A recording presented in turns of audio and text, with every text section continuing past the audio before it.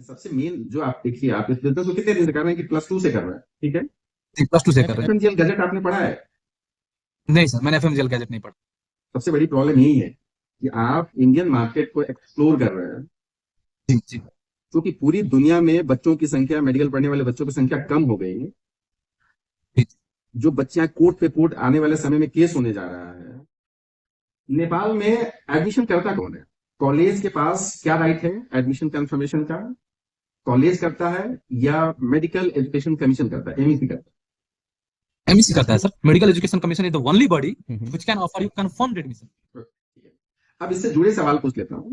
जो आप लोग ये सीट रिजर्वेशन का अमाउंट जो डिपॉजिट करवाते हैं, ठीक है, क्यों करवाते हैं? जब कॉलेज के पास ये राइट नहीं है एडमिशन कंफर्मेशन का, तो कॉलेज पेमेंट क्यों लेता है? मैं बता, उसके 2-3 रीजन है सर। आप सबसे पहले देखिए, कॉलेज भी अपना सिक्योरिटी देख के चलती है। नेपाली बच्चे का और इंडियन बच्चे का फी में अराउंड डबल का डिफरेंस होता है। बिल्कुल। कोई भी कॉलेज बिना इंडियन बच्चे के रन करना फाइनेंशियली टफ है। ये चीज आप देखेंगे तो आपको लगभग क्लियरली दिख जाएगा। ठीक है। तो कॉलेज आज आप ही बोल रहे हैं ना सर कि 2 साल से इंडियन बच्चे का बूम बढ़ा है। उससे पहले इंडियन बच्चे नहीं फुल होते थे सारे कॉलेज। ये कारण था बुकिंग स्टार्ट करने।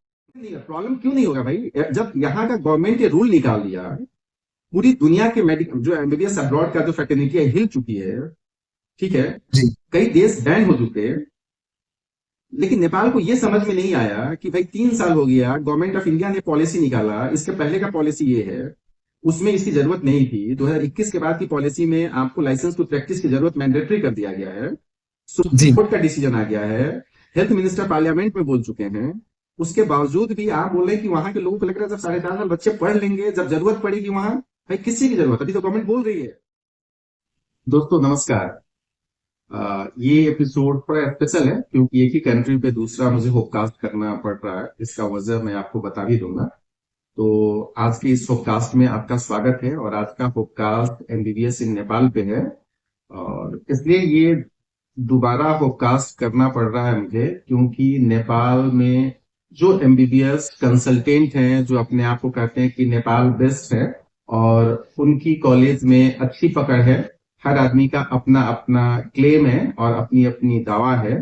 तो पिछले होपकास्ट जो हम लोगों ने एमबीबीएस इन नेपाल पे किया था, उसमें 2 गेस्ट थे जो नेपाल के एमबीबीएस एक्सपर्ट थे। आज उसी में से जो उस दिन नहीं आ पाए, उसमें से एक जन और है जो आज उनके साथ मैं होपकास्ट करूंगा। उनका मैं परिचय करा दूं आपको। ये इनका नाम डॉक्टर ऋषिकेश शाह है। ये इन्होंने एमबीबीएस की पढ़ाई कॉम्स college of medical science Kathmandu university के एफिलिएटेड जो कॉलेज है वहां पे कंप्लीट किया है और मैनेजिंग डायरेक्टर हैं सीएससी नेपाल के। और अभी ये full time MBBS in Nepal के कंसल्टेंट और उसके मार्केटिंग का काम करते हैं और इनकी अपनी पकड़ है नेपाल के मेडिकल एजुकेशन सिस्टम में।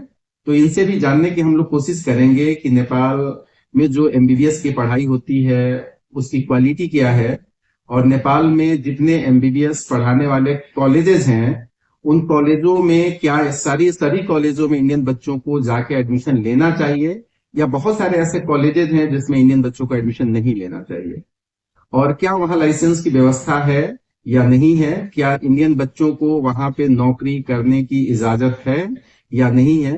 इन सारी चीजों पे हम लोग बात करेंगे। तो आइए आप और हम मिलकर स्वागत करते हैं आज अपने गेस्ट को, डॉक्टर ऋषिकेश शाह को। Rishikesh ji, thank you. Thank you sir, thank you for inviting me sir. और कैसे हैं आप? बस पशुपतिनाथ की कृपा है सर। वाह, वेरी गुड। तो कंफर्टेबल है, बातचीत शुरू किया जाए? यस सर, यस, एकदम कंफर्टेबल है सर, प्लीज सर। तो पहला सवाल आपसे पर्सनली पूछ लेता हूँ। आपने एमबीबीएस की पढ़ाई किया, मेरे ख्याल से एनएमसी के लाइसेंस एग्जामिनेशन भी आप क्लियर कर ही लिए होंगे। ऐसी क्या जरूरत पड़ गई कि एक नोबेल प्रोफेशन जो अपने 5.5 साल समय आपने बिताया और उस प्रोफेशन को छोड़ के आप इस कंसल्टेंसी बिजनेस में आ गए और एडमिशन करवाने लगे? सर अब पर्सनल सवाल है तो मैं थोड़ा डिटेल्स में बता देता हूँ। मैं आफ्टर 12th ही मेरे चाचा जी का जानकी मेडिकल कॉलेज हुआ करता था, तो मैं वहाँ पे एज एडमिशन से मैंने कुछ साल वहाँ पे भी देखा एडमिशन, और फिर साथ साथ ही मैंने इधर एमबीबीएस भी ज्वाइन कर लिया। तो एक रिलेशन डेवलप हो गया। जो भी कंसल्टेंट्स वगैरह आते थे इंडिया से, वो जानकी मेडिकल कॉलेज के लिए मेरे से ही मिलते थे क्योंकि मैं एडमिशन देखता था उस टाइम पे वहाँ। तो फिर ऐसे करके एक रिलेशन डेवलप होते गया, और पता नहीं कैसे कैसे इस फील्ड में आ गया, फिर एक पैशन सा हो गया और अच्छा लगने लगा। क्योंकि जब बच्चे का एडमिशन करवाते थे, फिर उसके पेरेंट्स जो अभी भी, ऐसे बच्चे जिनका मैंने 6 साल पहले भी एडमिशन करवाया, वो आज भी फोन करके पूछते हैं, तो सर थैंक यू, आपके कारण से आज मेरा बच्चा डॉक्टर हो गया। तो एक डिफरेंट खुशी मिलता है, क्या बोल सकते हो उसको, एकदम हैप्पीनेस मिलता है सर अंदर से। तो बस यही फील्ड कंटिन्यू हो गया सर। तो तो उस प्रोफेशन का क्या होगा जहां पे आपने 5.5 साल बिताया? समाज को एक डॉक्टर की जरूरत होती है और अच्छे इंस्टीट्यूशन से आप एक डॉक्टरी की पढ़ाई किए हैं। फिर इस प्रोफेशन का क्या होगा? इस पैशन का क्या होगा?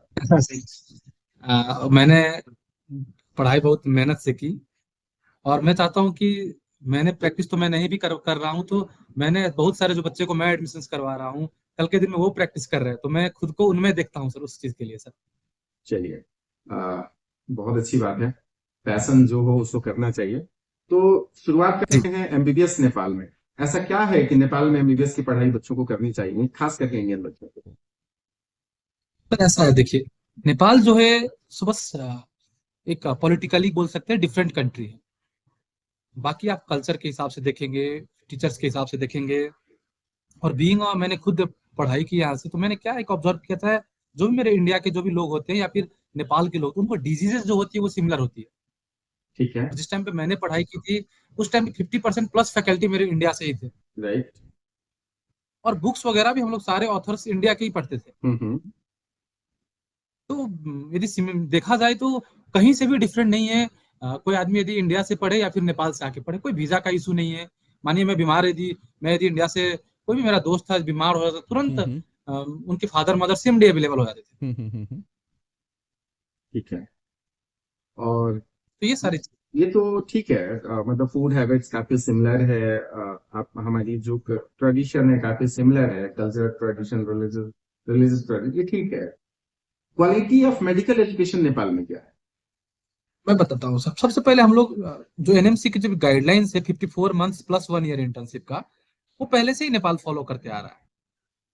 बाकी आप देखेंगे कि नेपाल में मैक्सिमम नंबर ऑफ सीट कोई मेडिकल कॉलेज के पास है तो वो 100 है, उससे ज्यादा नहीं है sir. This is to make the quality of education जो होता है ना, उसको बेटर करके रखे, ये है सर।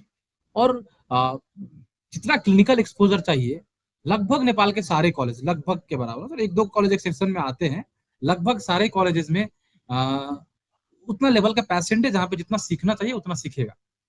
क्लिनिकल एक्सपोजर का बात करता हूँ सर। बाकी जो फर्स्ट 2 इयर्स होते हैं, बेसिक साइंसेज जो होती है, वहाँ पे जनरली क्लिनिकल एक्सपोजर की जरूरत नहीं पड़ती है। काठमांडू यूनिवर्सिटी में एक, वैसे फर्स्ट 2 इयर्स में भी एक सब्जेक्ट ऐड हुआ है, इंट्रोडक्शन टू क्लिनिकल मेडिसिन कह के, वो बस पढ़ाया जाता है। बस कभी कभार बेड साइड पोस्टिंग, तो फर्स्ट 2 साल के लिए भी जो बेसिक साइंस है उसके टीचर्स बहुत 100 बच्चे ही होते हैं, तो क्लासेज में बच्चे पे अटेंशन अच्छे तरीके से होती है। और अभी नॉर्मली लगभग काठमांडू यूनिवर्सिटी में, खुद भी काठमांडू यूनिवर्सिटी से ही पास आउट हूँ, तो मैं आपको उसके बारे में बता पाऊंगा ज्यादा इसी से। प्रॉब्लम बेस्ड लर्निंग, पीवीएल कह के चलता था, उसमें 5 बच्चे 7 बच्चे एक ग्रुप बना के, एक मेंटर रख के, जो भी होता है तो एक टीचर से डिस्कशन कर पाते थे हम लोग, पूछ पाते थे। तो क्वालिटी ऑफ एजुकेशन के हिसाब से देखेंगे सर, तो मैंने बहुत सारे प्राइवेट मेडिकल कॉलेज इंडिया में विजिट किया हुआ हूँ, उन सबसे मुझे फार बेटर लगा क्वालिटी ऑफ एजुकेशन जो नेपाल के रिप्यूटेड कॉलेजेस है, हम्म। वो सारी चीजें सर। तो नेपाल के रेपुटेड कॉलेजेस में, चूंकि अभी आप काठमांडू यूनिवर्सिटी की बात कर रहे हैं, तो रेपुटेड कॉलेजेस कौन कौन से हैं और उसका रेपुटेशन किस आधार पे तय होता है? मैं बता रहा हूँ सर, सबसे पहले आपको रेपुटेशन के लिए फर्स्ट चीज है, आपको देखना होगा यहाँ का जो एग्जाम्स वगैरह हो रहे हैं, उसमें कितने बच्चे को बैठने दिया जा रहा है, ये सबसे प्लस पॉइंट होते हैं। बच्चे को अटेंडेंसेस का क्या है वहां पे वो देख सकते हैं। हॉस्पिटल में पेशेंट फ्लोज क्या है, बहुत सारी पैरामीटर्स है सर, जिसके हिसाब से हम लोग बोलते हैं कि कॉलेज रेप्यूटेड है। ठीक है। त्रिभुवन यूनिवर्सिटी की अगर बात करो तो त्रिभुवन यूनिवर्सिटी के क्या कॉलेज है? जैसे आपने बताया कि काठमांडू यूनिवर्सिटी का जो एजुकेशन सिस्टम है, जो प्रॉब्लम बेस्ड लर्निंग वाले आपने बताया, डेफिनेटली ये अडॉप्टेशन यूके से लिया गया है और और यस इसको शुरू यस। में एंसेस्टर ही इसको चलाना शुरू किया था। इसको धीरे धीरे कई देशों ने अडॉप्ट करना शुरू कर दिया है। तो काठमांडू यूनिवर्सिटी और त्रिभुवन यूनिवर्सिटी दोनों के करिकुलम में या जो भी टीचिंग मेथड्स हैं, क्या डिफरेंसेस हैं या सिमिलर है? सर देखिए, बेसिकली बुक सिमिलर है, दोनों जगह के बच्चे बुक सेम पढ़ते हैं, डिजीजेज सेम देखते हैं, अब डिफरेंसेस कहाँ पे आता है मैं बताता हूँ। बेसिकली जब आफ्टर एमबीबीएस, चाहे आप नेपाल का एनएमसीएल नेपाल मेडिकल कॉलेज का लाइसेंस के लिए तैयारी करे, या आप एफएमजी के लिए तैयारी करे, या आप पीजी के लिए तैयारी करे, वहां पे आपको एमसीक्यू मॉडल में फाइट करना होगा। बाकी रियल वर्ल्ड में जाकर के मल्टीपल चॉइस क्वेश्चन में काठमांडू यूनिवर्सिटी फर्स्ट ईयर से ही बच्चे को उसी हिसाब से प्रिपेयर कराती है।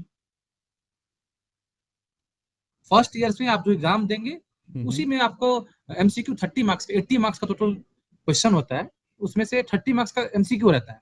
तो उससे के कारण से क्या होगा कि आपको एक रियल वर्ल्ड सिनेरियो जो आफ्टर एमबीबीएस आप फाइट करेंगे जाकर के, उसके लिए प्रिपेयर कराते साथ में लेके क्यों चलती है। वो चीज त्रिभुवन यूनिवर्सिटी में लैकिंग है। मैं ये नहीं कहना चाहता हूँ कि त्रिभुवन यूनिवर्सिटी अच्छा नहीं है, बट काठमांडू यूनिवर्सिटी खुद को अपडेट करके रख सकती है, क्योंकि प्राइवेट ये गवर्नमेंट इंस्टीट्यूट नहीं है। उसके कारण से क्या होता है कि यहाँ पे बहुत सारी रूल्स और ये चीज नहीं फॉलो करनी है। कोई भी चीज अडॉप्ट करने के लिए इजी वे है, जो रोड है सो इजी एक्सेस है। और त्रिभुवन यूनिवर्सिटी गवर्नमेंट का है, कुछ भी चेंजेस करने के लिए बहुत सारे प्रोटोकॉल्स होते हैं जो गवर्नमेंट इंस्टीट्यूट फॉलो करती है। तो आई होप कि वो चीजें भी अपडेट होके आएंगी। दूसरा, ड्यूरेशन की बात करेंगे तो केयू में क्या होता है sir, first year second year basic science 1-1 साल का हो गया, थर्ड ईयर 1.5 साल का होता है, और उसके बाद फोर्थ और फाइनल ईयर जो कह 1 साल का, टोटल 4.5 ईयर्स कंप्लीट हो गया। लगभग केयू 54 मंथ्स में खुद को कंप्लीट कर लेती है। लेकिन वहीं आप त्रिभुवन यूनिवर्सिटी में जाएंगे तो फर्स्ट ईयर और सेकेंड ईयर तो ठीक है, बेसिक साइंसेस 2 साल की होती है, और वहां पे थर्ड ईयर 9 महीना का होता है, फोर्थ ईयर 9 महीना का होता है, और फिफ्थ ईयर भी वहां पे जो 1 साल का होता है। तो आप ये अल्टीमेटली कैलकुलेट करेंगे तो 54 मंथ्स होता है। लेकिन क्या होता है कि नॉर्मली थर्ड ईयर जो 9 महीना का होता है वो नॉर्मली 1 साल जा रहा होता है, फोर्थ ईयर भी 1 साल जा रहा होता है। तो थोड़ा सा बच्चे जो त्रिभुवन यूनिवर्सिटी से पढ़ते हैं वो थोड़ा सा 4-5 महीने पीछे जाके पास आउट होकर रेगुलर में पास आउट होते हैं। तो रेगुलर में यदि मतलब जो उनके करिकुलम है या जो कोर्स डिजाइन है, जो मतलब क्या इसको कहें कि उनका सेशन डिले चलता है, या फिर 9 महीने के कोर्स 12 महीने में बच्चे कंप्लीट कर रहे हैं, तो इसका मतलब सेशन उनका डिले है। यस, थोड़ा सा डिले कह सकते हैं सर। तो नॉर्मली तो क्या ये हमेशा से ऐसे रहा है कि अभी ये कोविड के बाद ये इस तरह के सिचुएशन देखने को मिल रहा है? अब तो जितना से जब से मैंने होश संभाला, जब से मैं देख रहा हूँ 10-12 साल से जो मेरा अनुभव रहा है, तब से हमेशा से ही थोड़ा सा लेट पास आउट होकर निकलते हैं सर, जो त्रिभुवन यूनिवर्सिटी से। ठीक है। आपने बोला कि जो अपने काठमांडू यूनिवर्सिटी का प्रॉब्लम लर्निंग से लेके सेशन और जो भी अपने आप को काठमांडू यूनिवर्सिटी अपडेट करके रखता है, या त्रिभुवन यूनिवर्सिटी अच्छा है, बहुत सारी चीजें उसमें लैकिंग है, एमसीक्यू नहीं है जो फर्स्ट ईयर से पढ़ाया जा रहा है। लेकिन आपको मैं फिर जिक्र कर दूं, इसके पहले वाली पॉडकास्ट में भी मैंने जिक्र किया था अपने पॉडकास्ट में कि 18 फरवरी 2024 को काठमांडू पोस्ट एक आर्टिकल निकालता है, छापता है, और उसके पहले ही वहां पे एनएमसी का जो लाइसेंस एग्जामिनेशन हुआ था उसका रिजल्ट डिक्लेयर हुआ था। उस पूरी आर्टिकल में ये बताने की कोशिश की गई है कि मोर देन 50% जो नेपाली बच्चे हैं वो एनएमसी के लाइसेंस क्रैक नहीं कर पाए, लाइसेंस क्लियर नहीं कर पाए। और आर्टिकल उसके पिछले सालों की भी बात किया है, 2-3-4 सालों की। कभी ये जो पासिंग फेलियर का जो रेशियो था 78% था, 2022 में 58% है। ठीक है, तो जिस देश के अपने बच्चे 50% भी एनएमसी मतलब नेपाल मेडिकल काउंसिल का जो लाइसेंस एग्जामिनेशन होता है उसको अगर क्वालिफाई नहीं कर पा रहे हैं, तो फिर उसकी क्वालिटी पे तो एक क्वेश्चन मार्क बन जाता है ना। सर मैं आपके डाउट थोड़ा सा क्लियर करना चाहूंगा। आप लोग क्या में कंफ्यूज हो रहे हैं कि एनएमसीएलई बस वही बच्चे नहीं देते जो नेपाल से पढ़ते हैं, बाकी नेपाल के बच्चे भी बाहर जाते हैं पढ़ने, चाइना जाते हैं पढ़ने, बांग्लादेश जाते हैं पढ़ने, रसिया जाते हैं पढ़ने। मैं इसमें क्लियर कर दूं कि ये जो 50% जो बच्चे पास नहीं हो पाए, ये सिर्फ और सिर्फ नेपाल के बच्चों की बात कही गई है जो डोमेस्टिकली बच्चे पढ़ाई कर रहे हैं। फॉरेन स्टूडेंट जो नेपाल के जो फॉरेन में जाकर पढ़ाई करके आते हैं उनकी अलग चार्ट है उसमें। मैं आपको बता रहा हूँ सर, अलग फेज 1 को रिजल्ट आया हुआ है लास्ट टाइम का, मैं लेके चलता हूँ, छोटा सा डाटा लेके चलता हूँ। 55% रिजल्ट है टोटल ओवरऑल में। तो सर क्या होता है कि आपको देखना होगा, ये मत देखिए कि आप कितने परसेंट रिजल्ट आ रहा है, आप ये देखिए कि रेगुलर में जो बच्चे पास आउट होकर जा रहे हैं, जो नॉर्मली 54 मंथ्स में जो बच्चे निकल रहे हैं उसमें से 90% बच्चे फर्स्ट अटेम्प्ट में एएनएमसी निकाल लेते हैं। आपको सर में कितना भी अच्छे से, मानिए मैं जो बच्चा को नहीं पढ़ना है ना उसको आप एम्स में भी ले जाकर डाल दीजिएगा तो वो नहीं पढ़ेगा। अब उसको एमबीबीएस क्लियर करने में 9 साल लग जा रहा है, 8 साल लग जा रहा है, तो उससे आप ये एक्सपेक्ट नहीं कर सकते कि वो एनएमसीएल फर्स्ट अटेम्प्ट में क्रैक करे। एक ये चीज हो गया। दूसरा चीज ये होता है सर कि इंटर्नशिप का ड्यूटी बहुत हेक्टिक होता है। वो इंटर्नशिप का ड्यूटी करते 2 दिन छुट्टी मिलता है प्रिपरेशन के लिए। तो बहुत सारे बच्चे लॉस तो नहीं हो रहा है क्योंकि बस ऐसे बिना प्रिपरेशन में जाके दे देते हैं। तो ये सारी चीजें नहीं ठीक फैक्टर है, रहती है सर। आप जो कह रहे हैं कि जो फर्स्ट ईयर के बच्चे हैं इंटर्नशिप के उनके ऊपर काफी प्रेशर रहता है, तो वो फर्स्ट अटेम्प्ट में नहीं निकाल पाते। तो क्या ये प्रेशर इतना ज्यादा है या एजुकेशन में कहीं ना कहीं लैकिंग है कि कम से कम अगर 40-45% स्टूडेंट्स, ठीक है, वो फर्स्ट अटेम्प्ट वाले तो नहीं होंगे, या 40%, पर अगर इसको ऐसे भी मान ले, दोनों पक्ष आपको रखने के लिए देता हूं, अगर फर्स्ट अटेम्प्ट में ही 40% बच्चे नहीं निकाल रहे हैं, ठीक है, तो इसका मतलब वो बच्चे उतना ज्यादा, मतलब एक गैप तो नहीं होना चाहिए। 10%, 15%, 20% समझ में आता है जी। 45%, किसी साल में 58%, किसी साल में 78% बच्चे अगर वहां के नेपाल के लाइसेंस जो नेपाली बच्चे उस कॉलेज में पढ़ाई कर रहे हैं नहीं निकाल रहे हैं, तो इस चीज को सिर्फ हम ये कह के मान लें कि ये फर्स्ट अटेम्प्ट वाले बच्चे नहीं है, रिपीटर्स नहीं है, वो 9 ईयर्स में 10 ईयर्स में पास करने वाले हर देश में है, उनके जो परसेंटेज है काफी नॉमिनल है। वो 5% हो सकते हैं, 3% हो सकते हैं, 8% हो सकते हैं। ये तो ये मैं बोला कि क्वालिटी पर तो ये क्वेश्चन मार्क है ना, क्योंकि आपके एक्सपर्ट जो एनएमसी के फॉर्मर प्रेसिडेंट रह चुके हैं, उनमें उनका भी ओपिनियन लिया गया था। पता नहीं आप उस आर्टिकल को पढ़े कि नहीं पढ़े हैं। डॉक्टर भगवान कोइराला, उन्होंने भी कहा है, उसमें एडमिट किया है कि डेफिनेटली नेपाल में बहुत सारे ऐसे कॉलेजेस हैं जहां पे मेडिकल एजुकेशन क्वालिटी नहीं है। उसमें और आगे बढ़ के कहा कि बहुत सारे ऐसे कॉलेजेस हैं जो मेडिकल पढ़ाने के लायक नहीं है, उनके पास इंफ्रास्ट्रक्चर भी नहीं। ये मैं एग्री करता हूँ। ठीक है, तो फिर इसका मतलब कहीं ना कहीं डाउट तो है नेपाल के मेडिकल कॉलेज पे। नहीं सर, कुछ कॉलेजेस में डाउट है, सारे मेडिकल कॉलेज में, इसलिए आपको फर्स्ट से लाइन रेप्यूटेड कॉलेजेस में ना, मैं बार बार एक ही चीज का जिक्र कर रहा हूँ, कुछ कॉलेजेस को छोड़ करके बाकी कॉलेजेस की बात कर रहा हूँ। अब कुछ कॉलेजेस जहाँ पे पेशेंट ही नहीं है, 6 महीना 1 साल तक स्ट्राइक चल रहा है, बंद हो रहा है, मैं कॉलेज का नाम नहीं लेना चाहूंगा, जहाँ पे आप जाइएगा तो देखिएगा कि पेशेंट ही नहीं आपको दिखेगा, पूरा पहाड़ में जाके बस एक कॉलेज खोल लिया है। तो वहाँ के बच्चे को देखिए सर, एनएमसी का जो आता है जो क्लिनिकल बेस्ड क्वेश्चंस पूछते ज्यादा, आपने क्या देखा, क्या सीखा, बच्चे क्या डिजीज है, पूछता है ऐसे करके। 6 साल का बच्चा आया, उसको सॉफ्टनेस ऑफ ब्रेथ लेके आया, ऐसे करके सिनेरियो डालकर उसके बाद क्या डायग्नोसिस करोगे, मैनेजमेंट क्या है, कॉम्प्लिकेशन क्या है, इस टाइप का 10 क्वेश्चन होता है 50 मार्क्स का। टोटल एनएमसीएल 180 मार्क्स का होता है, उसमें से 50 मार्क्स सीएसक्यू कहते हैं, वो 50 मार्क्स का हो गया, बाकी 130 मार्क्स 1 मार्क्स का क्वेश्चन है। तो वो क्लिनिकल सेटिंग में जो आदमी नहीं देखा है, आपको पढ़ा ही नहीं, तो वो अलग चीज है सर। बाकी जो नॉर्मल कॉलेजेस जिसके हम लोग जहाँ पे, जिसको मैं पर्सनली प्रमोट करता हूँ, उनके पासिंग रेशियो देखेंगे आप। इस साल काठमांडू यूनिवर्सिटी की गोल्ड मेडलिस्ट है, वो भी उसी कॉलेज से, जिसको मैं पर्सनली हम लोग प्रमोट कर रहे हैं एक्सक्लूसिव के हिसाब से।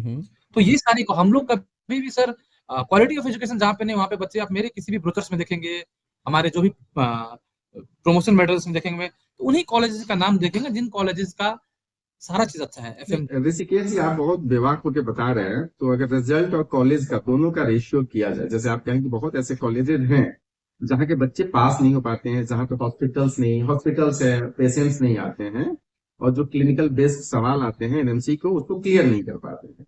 तो अगर 40% की ऑन एन एवरेज हम बात करें, तो नेपाल में तकरीबन 19 के आसपास मेडिकल कॉलेजेस हैं। yes. तो उसमें से 8 ऐसे कॉलेज हैं, टेंटेटिव 8 अगर परसेंटेज में निकाला जाए, तो 8 ऐसे कॉलेज को मान लिया जाए जहां पे पढ़ने लायक सिचुएशन नहीं है, पढ़ने लायक माहौल नहीं है। 8 तो नहीं कह सकते सर, 4 से 5 कह सकते हैं सर। क्या उन कॉलेजों का नाम आप लेना चाहेंगे?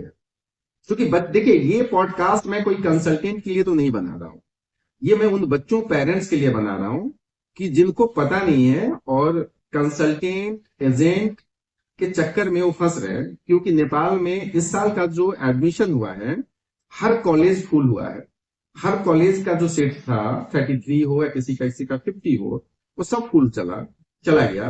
तो डेफिनेटली वो 6-7 कॉलेज में भी बच्चे तो पढ़ने गए होंगे, डेफिनेटली सर, और बहुत अच्छे तरीके से गए हैं। तो पेरेंट्स को ये पता होनी चाहिए और ये स्टूडेंट्स को ये पता होनी चाहिए कि भाई हमें उन कॉलेजों से बचना चाहिए। या आप बेस्ट कॉलेज भी बताइए, वर्स्ट कॉलेज भी बताइए, दोनों बता दीजिए, 19 से तो कॉलेज है।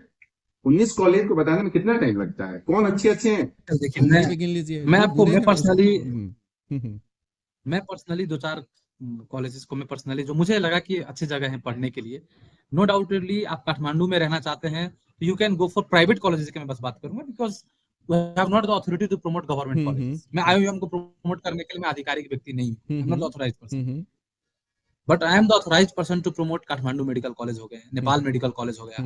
यदि आपको काठमांडू वैली में नहीं रहना है, काठमांडू सिटी को छोड़कर के आप बाहर भी कोई सिटी में रहना चाहते हैं, तो मेरा फर्स्ट प्रायोरिटी हमेशा विराट मेडिकल कॉलेज रहता है सर। आप वहां पे जाइएगा तो कॉलेज भी जो इंफ्रास्ट्रक्चर भी वो पूरा यूरोप स्टाइल से बनाया हुआ है।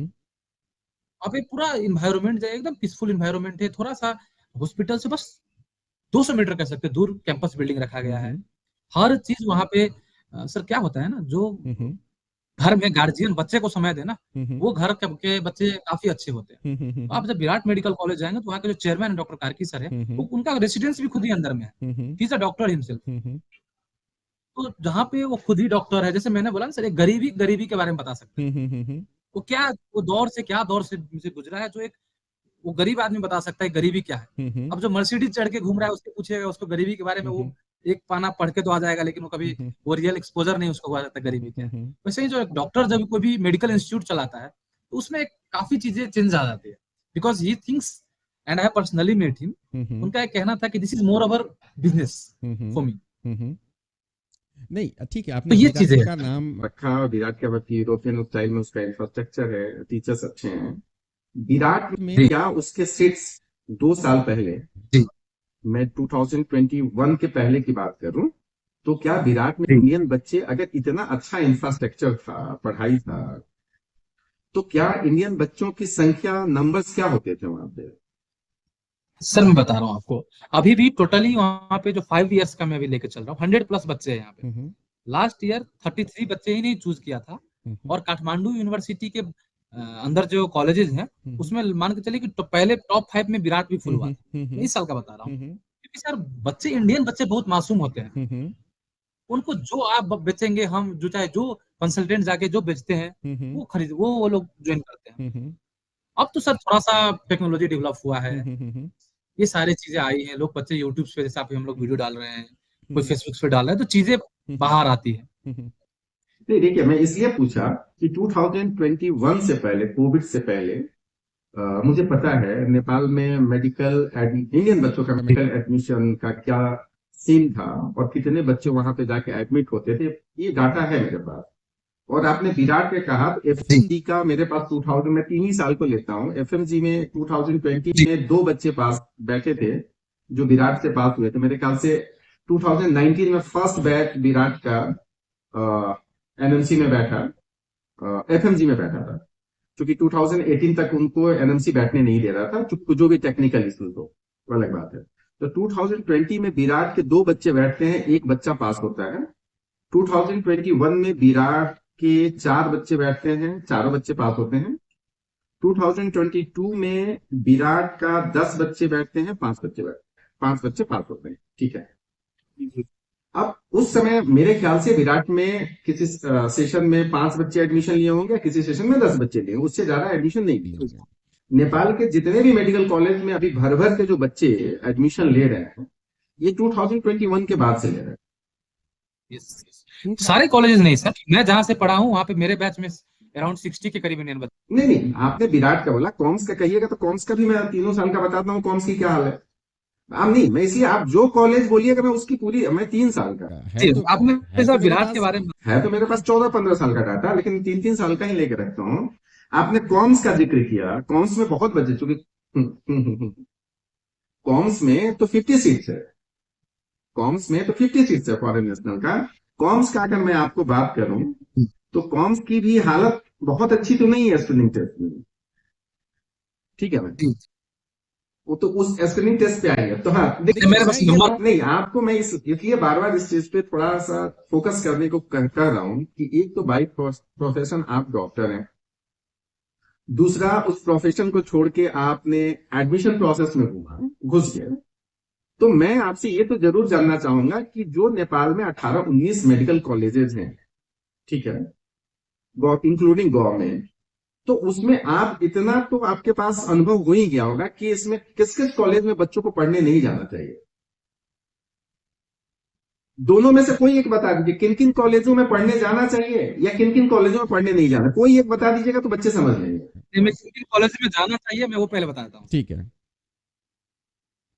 मैं ज्यादा कॉलेज का नाम नहीं लूंगा सर, बस 5 से 6 कॉलेज का नाम लूंगा। पहला, आपको मैंने बोला यदि सिटी का आपको कंसर्न नहीं है कि मैं वैली में ही रहूं, तो you can go for Virat. It's not कि मैं उसको प्रमोट कर रहा हूँ, इसलिए मुझे आप पर्सनली जब विजिट करेंगे ना विराट, तो वो आपको एक फील आएगा।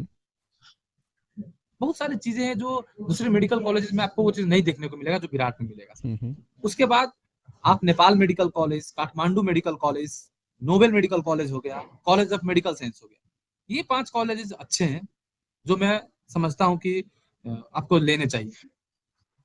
इसके फीस भी ठीक है, मतलब हर हिसाब से ठीक है। तो ये 19 में 5 ही बेस्ट है, और कॉलेज में बच्चों को आप रिकमेंड नहीं करेंगे जाने के लिए? मैं पर्सनली यदि कोई मेरे पास आते हैं सर, तो मैं ये 5 कॉलेज ही रिकमेंड करता हूँ। नहीं, आप यहाँ पे as a consultant, as a doctor बात कीजिए, बिजनेस पॉइंट अलग है, ठीक है ना? इसलिए मैं यहाँ पे किसी कॉलेज की तो बात नहीं करता हूँ कि भाई ये कॉलेज अच्छा है, ये कॉलेज बुरा है। आप एज ए डॉक्टर हैं, एज ए एक्सपर्ट, अगर आपसे बात की जाए, क्योंकि ये टॉप 5 सकता है। ये जी जी जी, ये टॉप 5 आप प्राइवेट कॉलेजेस में आप ले सकते हैं। बाकी नो डाउट बीपी कोइराला आपको मिल रहा है, आपका बजट अलाउ कर रहा है बीपी कोइराला आईओएम के लिए, तो it's good. Apart from IOM भी त्रिभुवन यूनिवर्सिटी के अंदर ही है, त्रिभुवन यूनिवर्सिटी का सेंट्रल कॉलेज है, तो आप ये भी कॉलेज, आईओएम बढ़िया है, BP Koirala is far better, Patan academy of health science ले सकते हैं आप, ये सब colleges, Nepal army institute of health science ले सकते हैं आप। जो आपको एनएमसीएलई का सबसे अच्छा रेशियो किसी कॉलेज का आपको मिलेगा तो Nepal army institute of health science का मिलेगा, because discipline is the key there. Manipal जैसे ब्रांड का आप नाम, जो मणिपाल मणिपाल मणिपाल, सारे लोग इंडिया से लेके मलेशिया, मलेशिया से लेके कैरेबियन, कैरेबियन से होते हुए नेपाल, उस ब्रांड का नाम आप नहीं लिए। मणिपाल में पढ़ना चाहिए नहीं पढ़ना चाहिए? हाँ, ये अलग बात है कि नहीं, ऐसा है सर, मैं बता रहा हूँ सर, जब तक मणिपाल का नहीं है, वो बिक चुका है, ये भी मैं सबको बता दूं। यस यस, बतास ग्रुप। हाँ, अब वो बतास ग्रुप के पास चला गया है, उसका ऑनरशिप नेपाली के पास आ गया है, एक नेपाली जो वहाँ के बिजनेसमैन। यस यस यस, उसमें क्या पढ़ना आप वहाँ पे चाहिए? जब विजिट करेंगे, मैं बता रहा हूँ सर, देखिए मैं पर्सनली, मैंने जब से इंडियन मैनेजमेंट ने छोड़ दिया हुआ है तब से मैं वो कॉलेज मैंने पर्सनली विजिट नहीं किया है, पर मैंने जितना सुना है, सुनने के बाद मैं बात बता रहा हूँ कि वहाँ के आप रिजल्ट्स देखेंगे पहले से काफी डिटेरियोरेट हो चुके हैं। फैकल्टीज पहले वहाँ पे 50% प्लस कौन से रिजल्ट की बात कर रहे हैं? FMG? Kathmandu university? No no, अच्छा, काठमांडू यूनिवर्सिटी, ओके, जो उनका एनुअल रिजल्ट्स होते हैं उसका, ओके, ठीक है। उसके बाद में दूसरा चीज आप देखेंगे, फैकल्टीज नहीं रह गए इंडियन। और जैसे फीस लास्ट ईयर बाकी कॉलेज में 50, क्योंकि सर देखिए आप थोड़ा सा बहुत अमीर आदमी एमबीबीएस पढ़ने नहीं आता है। मैं भी मिडिल क्लास फैमिली से बिलोंग करता हूँ, मेरे फादर ने बहुत मेहनत से मेरे एमबीबीएस की फी डाली थी, तो मैं जब भी बच्चे के लिए एडमिशन की बात करता हूँ तो कहीं ना कहीं मैं फाइनेंशियल भी कंसीडर करता हूँ, क्योंकि लगभग सारे चीज सेम मिल रहा है, तो जो चीज आपको 50 रुपए में मिल रहा है वो चीज को 60 रुपए डालने की कोई जरूरत नहीं है, ये मेरा मानना है। तो बाकी कॉलेजेस के फीस, हॉस्टल फी वगैरह सब 55 से 60 लाख में कंप्लीट, मैक्सिमम 57-58 में कंप्लीट हो जाता है, जो कॉलेज का मैंने नाम बताया। लेकिन मणिपाल का बस फीस 62 लाख रुपीज है। सारा चीज देखेंगे तो अराउंड 74-75 के आसपास मेरे हिसाब से पहुंचता होगा, अप्रोक्स बता रहा हूँ। तो वही जो चीजें 57 में मिल रही है वो चीज आप 75 में, एक फाइनेंशियल की बात आ गया, दूसरा काठमांडू यूनिवर्सिटी के रिजल्ट की बात आ गई, तीसरा फैकल्टीज की बात आ गई, और लास्ट टाइम कुछ ज्यादा ही वायलेंस हुआ था, आप चेक करेंगे तो आपको मिलेगा मणिपाल में। बताइए, बहुत सारे ऐसे पेरेंट्स हैं जो उतना सर्च नहीं कर पाएंगे, आप पूरी खुल के बताइए, जो भी बताना है खुल के बताइए। आप जैसे कि हॉस्पिटल्स वगैरह का देखेंगे ना, तो डॉक्टर्स के साथ बहुत ज्यादा वैसे लगभग हर इंस्टीट्यूट में हुआ है, काठमांडू मेडिकल कॉलेज में भी हुआ है, नेपाल मेडिकल कॉलेज में भी हुआ होगा, लेकिन जो ब्रूटली वहां पे एक डॉक्टर को पीटा गया था ना, ब्रूटली, लाइक कहते हैं ना कि तब तक मारो जब तक मर ना जाए, तो उस तरीके का 2-3 सिनेरियो मणिपाल में, वो कभी भी आपको इंडियन मैनेजमेंट जब तक लाए तब तक नहीं देखेंगे। क्या होता है ना, एक प्योरली बिजनेसमैन जो चीनी भी 1000 रुपए किलो बेचता है, वो इंस्टीट्यूट चलाए, तो थोड़ा सा कह सकते हैं आप उसे कि एक मार्जिन बेसिस पे चलने लगता है चीजें। कि कैसे ज्यादा पैसा एक्सट्रैक्ट कर सकते हैं, ठीक है। जो अभी की मैनेजमेंट। तो और ऐसे कौन कौन से कॉलेज है? बहुत सारे, नेपालगंज है, नेशनल मेडिकल कॉलेज है, जानकी है, इन सब में आप क्या बोलेंगे? सर ऐसा है, लुम्बिनी देखिए है, देवदाहा है, गंडकी है। सर देवदाहा ठीक इंस्टीट्यूट है, मैं उसमें कोई वो नहीं, बस थोड़ा सा पेशेंट का प्रॉब्लम है, इंफ्रास्ट्रक्चर वाइज अभी बन रहा है कॉलेज। हाँ तो ठीक है, एवरेज एवरेज में बोल सकते हो। नेपालगंज मेडिकल कॉलेज कैसा है? ठीक है सर, नेपालगंज मेडिकल कॉलेज भी ठीक है सर, उसमें भी बच्चे एडमिशन ले सकते हैं? हाँ ले सकते हैं सर। नेपालगंज में रिकमेंड करता हूँ। देवदाहा में? मैं देवदाहा अभी रिकमेंड नहीं करूंगा। ठीक है। National medical college Birgunj? Sir देखिए, नेशनल का टू बी ऑनेस्ट ऑनेस्ट यदि रिव्यू देंगे तो पेशेंट का वहाँ पे कोई दिक्कत नहीं है। वहाँ पे इंफ्रास्ट्रक्चर भी नेपाल में 4-5 मेडिकल कॉलेज को कंबाइन कर लीजिएगा, उतना बड़ा उसका इंफ्रास्ट्रक्चर, एक अंदर में खुद का शहर है उसका, कह सकते हैं। ठीक है। लेकिन इन्वायरमेंट जो है ना, वो उतना बढ़िया नहीं है। तो मैं इसीलिए मैं ये नहीं सजेस्ट बोलूंगा कि आप पहले ही ऑप्शन पे आपके जब जो कॉलेज का मैंने 5 कॉलेज का नाम बताया उसमें सीट्स मिल रहे हैं तो वो छोड़ के आप नेशनल मत जाइए। लेकिन लुम्बिनी, देवदा, इस सबसे 1000 टाइम्स फार बेटर है। इन सबसे लेने से अच्छा आप वहां पे ले लीजिए। अच्छा। और Janakpur Janaki medical college? Sir मैं खुद पर्सनली जनकपुर का रहने वाला हूँ, तो एक मेरा करियर ही वहां से शुरू हुआ था, तो मैं उसके बारे में कुछ खराब नहीं बोलना चाहता। लेकिन पेशेंट के हिसाब से बहुत कम है सर वहाँ पे, इंफ्रास्ट्रक्चर के हिसाब से बहुत पीछे है। पहले सिटी हॉस्पिटल हुआ करता था जनकपुर में, वो भी मैनेजमेंट ने बेच दिया हुआ है। तो अभी एक ही बार हम लोग एग्रेसिवली डिसीजन नहीं ले सकता हूँ, मैं रिकमेंड नहीं करूंगा सर अच्छा। अभी के सिनेरियो। अगर पूरी मान के आपकी अगर बात को मान लिया जाए तो आप जो 5 कॉलेज आपने जो रिकमेंड किया है, पहले प्रायोरिटी में बच्चों के पहला प्रायोरिटी वही 5 कॉलेज होना चाहिए। ये हम लोग प्राइवेट कॉलेजेस की बात कर रहे हैं, यही आप कहना चाह रहे हैं ना? यस यस, आपको बीपी कोराला मिल रहा है तो बीपी कोराला ले लीजिए, बजट आपका अलाउ कर रहा है। गवर्नमेंट की अभी हम बात ही नहीं, गवर्नमेंट तो अलग चीज है, गवर्नमेंट का एडमिशन प्रोसेस अलग है, सब कुछ अलग है, तो उस पर तो बात नहीं कर रहे हैं। प्राइवेट में आप 5 को रिकमेंड कर रहे हैं।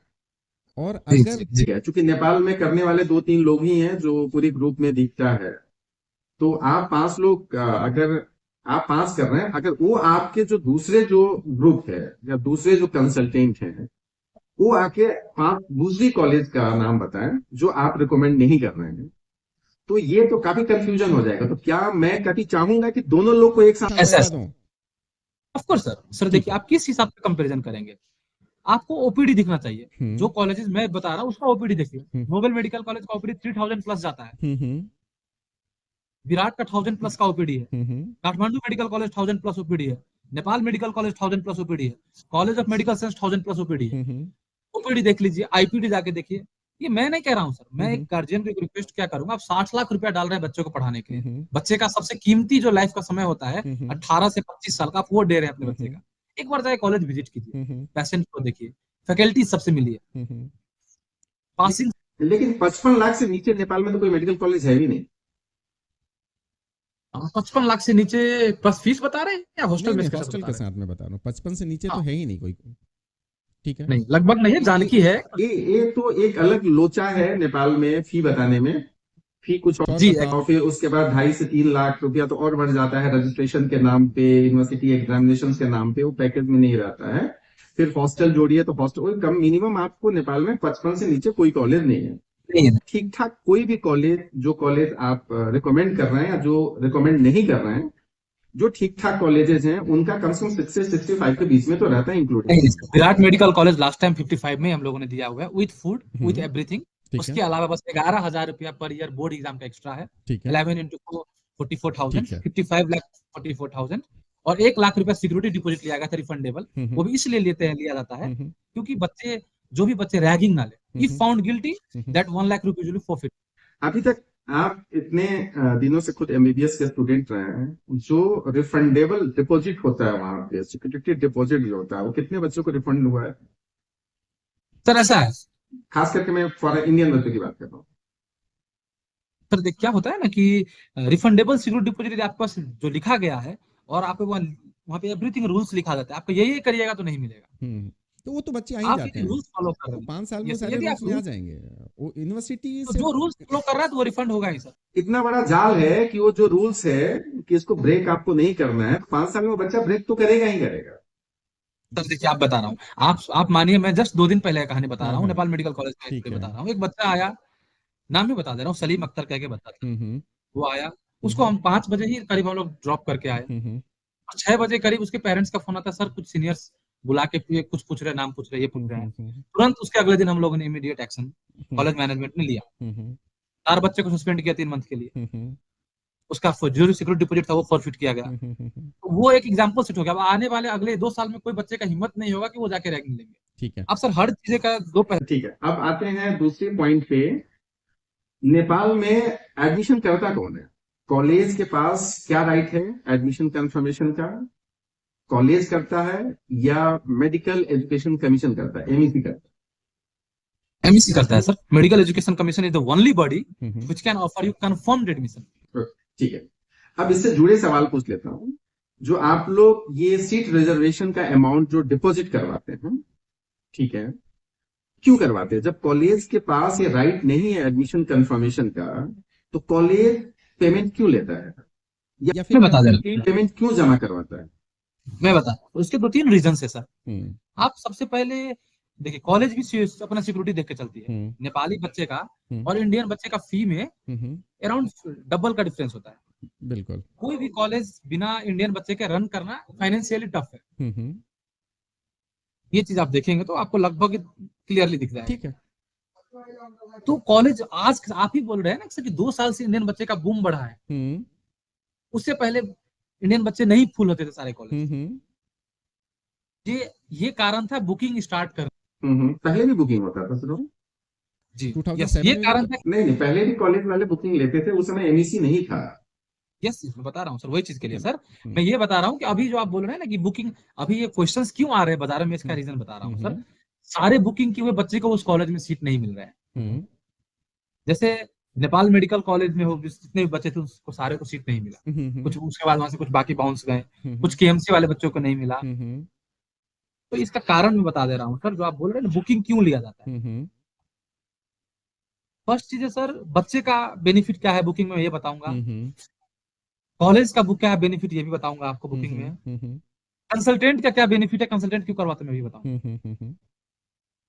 सबसे पहले हम लोग बच्चे के पॉइंट पे आते हैं कि बच्चे को क्यों बुकिंग करना चाहिए कॉलेज में। सर बुकिंग अमाउंट जैसे मैंने आपको बताया ना, विराट का हम लोगों ने पैकेज 55 लाख ऑफर किया था। बस उन बच्चे को हम लोगों ने 55 लाख में मिला जिसका बुकिंग था। जिसका नहीं था उन्होंने $75,000 बस ट्यूशन फी पे किया, तो डायरेक्ट चूज करके आए। तो आप यदि बुकिंग करते हैं तो आपको जो फीस बताया गया है वही फीस में, जैसे 62 लाख रुपीज आपको लगभग, मैंने 5 कॉलेज में 5 कॉलेज का फीस नहीं है। किसी का 50 है, किसी का 53 है, किसी का 55 है। तो आपका एक तो लगभग 5 to 10 लाख रुपीज का आपका फाइनेंशियल बेनिफिट है बुकिंग। दूसरा चीज है सर, कभी क्या होता है ना, कभी कभार जो एमईसी का काउंसलिंग कंडक्ट करवाता है तो बच्चे का डॉक्यूमेंटेशन वगैरह हो गया, जो भी बुक्ड बच्चे हैं उनका, या तो उस कॉलेज को जो कंसल्टेंट प्रमोट करते हैं वो फिलअप करते हैं, तो एक स्पॉट फिल करता है फॉर्म्स। बहुत सारे बच्चे का आप देखेंगे ना सर, तो फॉर्म्स रिजेक्ट हो जाते हैं जो बच्चा खुद फॉर्म फिलअप करता है। कभी इमेज क्वालिटी नहीं मैच करता है, कभी कुछ नहीं मैच करता है। तो वो चीजें भी एक बच्चे के बेनिफिट है कि आपको डॉक्यूमेंट वाइज आपको प्रॉब्लम नहीं होगा। आपको रेगुलर अपडेट्स मिलेंगे, आपको एमईसी में कब आना है, कैसे आना है, कहाँ रहना है, वो सब कॉलेज प्रोवाइड करेगी। ये 2 बेनिफिट्स आप ले सकते हैं बुकिंग के हिसाब से। ठीक है। अब आप बोलेंगे कि सर कॉलेज को क्या बेनिफिट हो रहा है बुकिंग करने से। वो भी सिक्योर है कि मुझे यदि डायरेक्ट काउंसलिंग में बच्चा नहीं मिलेगा तो मेरे पास अपने बच्चे हैं जो मेरे पास बुक किए हुए हैं। और वहां पे क्लियरली ऑफर लेटर पे लिखा हुआ रहता है, कंडीशनल ऑफर लेटर। ठीक है। वहां पे क्लियरली लिख दिया जाता है कि आपको ये सीट तभी मिलेगा जब आपको एमईसी में आपको काउंसलिंग में सीट अलॉट हो जाए। ठीक है। अब बच्चे को कभी ऐसे बहुत सारे सिनेरियो देखेंगे सर आप कि बच्चे को सीट अलॉट हो जाने के बाद बच्चा 6 से 7 दिन का समय मिलता है बच्चे को पेमेंट करने के लिए। उसके बाद बच्चे को फिजिकली जाके वहां पे सिक्योरिटी थंब प्रिंट देना होता है, रेटिना देना होता है। तो जो बच्चे का ऑलरेडी बुक्ड रहता है तो कॉलेज सेम डे में प्रोसेस कर लेती है। तो उस बच्चे का ऐसा नेपाल से नेपाल पैसा जाए कभी रिटर्न नहीं आता है। लेकिन इंडिया से बहुत बार आप देखेंगे कि जो पैसा नेपाल आरटीजीएस करते हैं या फिर इंटरनेट करते हैं वो रिटर्न होके आ जाते हैं। इस साल भी मेरे अपने 2 बच्चे थे जिन्होंने टीयू में लिया था, जो हमारे साथ कंसल्टेशन में थे, तो उनका पैसा रिफंड हो गया। तो 1 बजे, जैसे आज 4 बजे तक टाइम है, तो 1 बजे हम लोगों ने फिर जाके पैसा डाला बच्चे के। ठीक है, तो ये भी एक प्लस पॉइंट है सर, ठीक है, बच्चे के लिए भी। ठीक है। अब कंसल्टेंट का बोलेंगे तो कंसल्टेंट इसलिए करता है, कंसल्टेंट का जो भी एग्रीमेंट रहता है कॉलेज के साथ कि तो हम लोग, जैसे कि हम लोग प्रमोट करते हैं, तो उसके लिए सर्टेन अमाउंट हमें कॉलेज पे करती है। तो हमें भी दिखाने में जो होता है कि आप भी सेफ है, हम भी सेफ है, और बच्चे भी सेफ है। तो ये एक अपना कंसल्टेंट का पार्ट है सर। और इन केस यदि क्या कहता है, बच्चे को सीट्स नहीं मिलती है काउंसलिंग में, मैं आपको एक बच्चे का एग्जांपल, जैसे मैंने आपको बोला ना, मैं मणिपाल नहीं प्रमोट करता। मेरी एक बुकिंग किया हुआ बच्ची थी, शिवांगी कहते, काठमांडू मेडिकल कॉलेज, एमसी नहीं मिला, उसने मणिपाल चूज किया। आप चेक करेंगे या फिर उस बच्ची से कभी भी बात करेंगे, तो उसको सेम डे, आज काउंसलिंग हुआ, कल उसको पैसा रिफंड हम लोगों ने कॉलेज से करवा दिया। उसका ये नेपाल में अकाउंट खुलवा के रिफंड करवा दिया, वो नेपाल में जमा करा दिया। तो बुकिंग करने से ऐसा नहीं कि आपको कुछ घाटा है। Booking is not a scam. ये चीज मैं सबसे पहले क्लियर करना चाहता हूँ। लेकिन अब गलती कहाँ है मैं बताता हूँ सर। अब मुझे आइडिया होना चाहिए। नहीं ऋषिकेश जी, उसको थोड़ा क्लियर कीजिए, कंसल्टेंट को क्या प्रॉफिट है, मतलब क्या इसमें क्या मिलता है, जो एग्रीमेंट्स है मिनिमम मैक्सिमम कहाँ तक जाता है? सर ऐसा मैक्सिमम कितना होता है सर, मैं बता रहा हूँ। जैसे कि कॉलेज से पहले बैठ के agreement, incentive college incentive consultant को देता है एडमिशन के अगेंस्ट में, तो मिनिमम कितने देते हैं, मैक्सिमम क्या है, या एक इनफॉर्मल कुछ रूल है नेपाल में? ऐसा है सर, वो कॉलेज पे सर, वो चीज मैं यहाँ पे डिस्क्लोज नहीं करना चाहूंगा, क्योंकि ये एक प्रोफेशनल मिसकंडक्ट हो कह सकते हैं इसको, यदि मैं वो डिस्क्लोज कर दूं तो कॉलेज का अपना अपना कंसल्टेंट का डील होगा। जैसे कि विराट मेडिकल कॉलेज को इस साल हम लोग एक्सक्लूसिवली प्रमोट कर रहे हैं। नेपाल मेडिकल कॉलेज काठमांडू को हम लोग एक्सक्लूसिवली प्रमोट कर रहे हैं। उसके साथ हम लोग पहले ही टाई अप हुआ हुआ है। Fees no respective of the fees, जो भी फीस रहेगा, तो जो हमें वो लोग पे करते हैं एज देयर एडमिशन पार्टनर कहकर, जो हम लोग को एक एग्रीमेंट करके दिए हुए हैं, तो उसके लिए वो हम लोग पे करते हैं। वो लोग 33 सीट्स का ही वो एट अ टाइम पे करते हैं। तो ऐसा कुछ भी नहीं है कि हम लोग बच्चे से एक्स्ट्रा भी चार्ज कर रहे हैं वो। और हम लोग का जो वर्किंग नेचर है, देखिए आपने बुकिंग अमाउंट को थोड़ा समझने की कोशिश करते हैं। यहाँ पे जो आपने कहा ना कि कॉलेज सिक्योर्ड है, कंसल्टेंट सिक्योर्ड है, स्टूडेंट सिक्योर्ड है, जहां तक मेरा मानना है स्टूडेंट यहाँ सिक्योर्ड नहीं है। कॉलेज सिक्योर्ड इसलिए है कि उसके पास पहले से बच्चे हैं, ये मान के चल रहा कि भाई अगर कोई काउंसलिंग में बच्चा नहीं लिया मेरा कॉलेज, तो ये जो पैसे पे किए हैं वो उनका तो एडमिशन सिक्योर्ड है, कॉलेज यहाँ पे सेफ है। कंसल्टेंट बुकिंग अमाउंट इसलिए दिलाया कि भाई बच्चा का एडमिशन हो गया तब तो मुझे मिल ही जाएगा, नहीं हुआ ठीक है तो इसका पैसा रिफंड करेंगे या कॉलेज से रिफंड करवाएंगे, हमारा कुछ उसमें नहीं जाता है, ठीक है ना। तो कॉलेज अपने इंसेंटिव पार्ट के लिए यहाँ पे सेफ है। अब सवाल है, जैसे आपने कहा कि आप चूंकि विराट का आपने जिक्र किया, काठमांडू केएमसी का जिक्र किया, कि इसका सोल आप लोग ऑथराइज रिप्रेजेंटेटिव हैं, और उसके पूरे जो 33 सीट्स है उसके अगेंस्ट में आपने कॉलेज को एक मोस्ट वन शॉट में आपने पैसे दिया है, जो भी पैसे आप दिया, आपका एग्रीमेंट जो भी हो। अब मुझे ये बताइए कि आपने 33 सीट्स को बुक कर लिया XYZ अमाउंट में। नहीं सर, हम लोग का ये सीट बुकिंग का बात नहीं हुआ। ये हम लोग का, उन लोग का जो एग्रीमेंट होता है वो प्रमोशन के लिए। ठीक है, तो आपने 33 सीट्स का प्रमोशन के लिए आपने एग्रीमेंट कर लिया कॉलेज से, ठीक है। सिंपल सी चीजें ये है कि आपने, चलिए विराट का ही मैं जिक्र कर देता हूं, क्योंकि आपने विराट का बार बार जिक्र कर रहा है, केएमसी का जिक्र कर देता हूं। 33 सीट्स है, आपने 33 के अगेंस्ट, ऐसे तो ये माना जाता है कि वहां के 33 के अगेंस्ट वहां पे 150 बच्चे को पेमेंट वहां पे जमा करवाया गया, और ऐसे तमाम कॉलेजेस हैं, अब किस सेशन में कितने बच्चे का पेमेंट जमा करवाया गया, किस सेशन में कितने बच्चों का रिफंड अभी तक नहीं आया है। अभी ऐसे ऐसे कॉलेजेस ने 2021 का पेमेंट बच्चों का रिफंड नहीं हुआ, जो बुकिंग अमाउंट था, वो भी कॉलेजेस नेपाल में है, और ठीक ठाक वो भी अपने आप को कहते हैं कि मैं वहां का प्रेस्टिजियस और काफी अच्छे रेपुटेड कॉलेजेस में आते हैं। पहले इसको क्लियर करते हैं। अब देखिए प्रॉब्लम क्या है बुकिंग अमाउंट में। आपने 33 एडमिशन के लिए आपने काउंसलिंग शुरू किया, आपने बुकिंग अमाउंट भी करवा दिया, कॉलेज भी सिक्योर्ड, आप भी सिक्योर्ड, आप मतलब कंसल्टेंट सिक्योर्ड, आपका मेरा कोई पर्सनल मेरा वो नहीं है, लेकिन स्टूडेंट यहां सिक्योर नहीं है। मैं विराट के नाम पे, हो सकता है आपने 125 से एक कटअप जो मार्क्स जनरल का जाएगा, एग्जाम्पल आप उठाते हैं, या 150 मार्क्स आप नीट का उठाते हैं और ले जाके वहां 300 मार्क्स तक के बच्चों को जमा कर, मतलब एडमिशन बुकिंग देते हैं, ठीक है। उसी समय मैं वहां पे 250 से ऊपर के बच्चों को उठाता हूं, 400 तक के बच्चे को ऊपर ले जाता हूं, ठीक है। और मैं बोलता हूं कि भाई विराट XYZ कोई भी कॉलेज जिसमें आप लोगों ने काउंसलिंग किया, बुकिंग करवाई, मैं बोलता हूं कि मेरा बच्चा है, कॉलेज का फुल देगा, पेमेंट करेगा, $75,000 है वो देगा, ठीक है। वो अलग बात है कि $75,000 किस किस कॉलेज में मिलता है मुझे पता है, क्योंकि ऐसे कई इस साल केस हुए हैं। कई ऐसे पेरेंट्स और बच्चे मेरे साथ हैं जो एडमिशन लिए अपने बदौलत, कॉलेज से जाकर निगोशिएट किए हैं, और कॉलेज उनके जो पैकेज जो फी है जो और बच्चों को दिया गया है उसमें से भी वो कम से कम 3 से 4 लाख रुपए कम किया है। ऐसे कम से कम मेरे पास 15 से 20 बच्चे हैं। तो पेरेंट्स जाके भी निगोशिएट कर रहे हैं कॉलेज से, और कॉलेज कर रहा है उनको। तो वो एडमिशन कंफर्मेशन कैसे हुआ? उसमें तो मेरा जब एमईसी कर रहा है ना सर, एमईसी एडमिशन कर रहा है और एमईसी तो मेरिट पे कर रहा है। जी, मैं एक चीज आपको एड करना चाहूंगा सर। हम्म, जैसे आपने बताया ना कि जैसे मेरे ही कुछ बच्चे थे जिनका मैंने नेपाल मेडिकल कॉलेज में बुकिंग किया हुआ था, उसको नहीं मिला। तो उसको मैंने फिर वहां पे बोला कि भाई नहीं मिला तो आपके पास मेरे पास 2-3 और अच्छे कॉलेज आप ले सकते हैं। काउंसलिंग की दिन की एक रात पहले की बात बता रहा हूँ कि यदि ऐसा कुछ होता है, क्योंकि हम लोग का टॉप 33 बुकिंग में हम लोग हमेशा टॉप 25 को लगभग हम लोग एक्सपेक्ट करते हैं कि मिल जाएगा। यदि कॉलेज और कंसल्टेंट जेन्युइनली काम करेगा तो मैक्सिमम एक कॉलेज से 3 से 4 सीट ही बाउंस होंगे सर। क्योंकि जिसको केएमसी पढ़ना था या फिर मुझे नेपाल मेडिकल कॉलेज करना था तो 50 लाख फी था। तो मैं 50 लाख में कोई भी बच्चा आके ले लेगा ना, 62 लाख रुपया क्यों दे देगी लेने, कोई सेंस नहीं बनता है। तो हम लोग को पहले ही क्या होते हैं कि सर काउंसलर का मतलब यहाँ पे हर कोई मुंह उठाए काउंसलर बनता है। मैं कुछ लोगों की बात कर रहा हूँ यहाँ पे, बाकी सब लोग एक्सपर्ट ही हैं।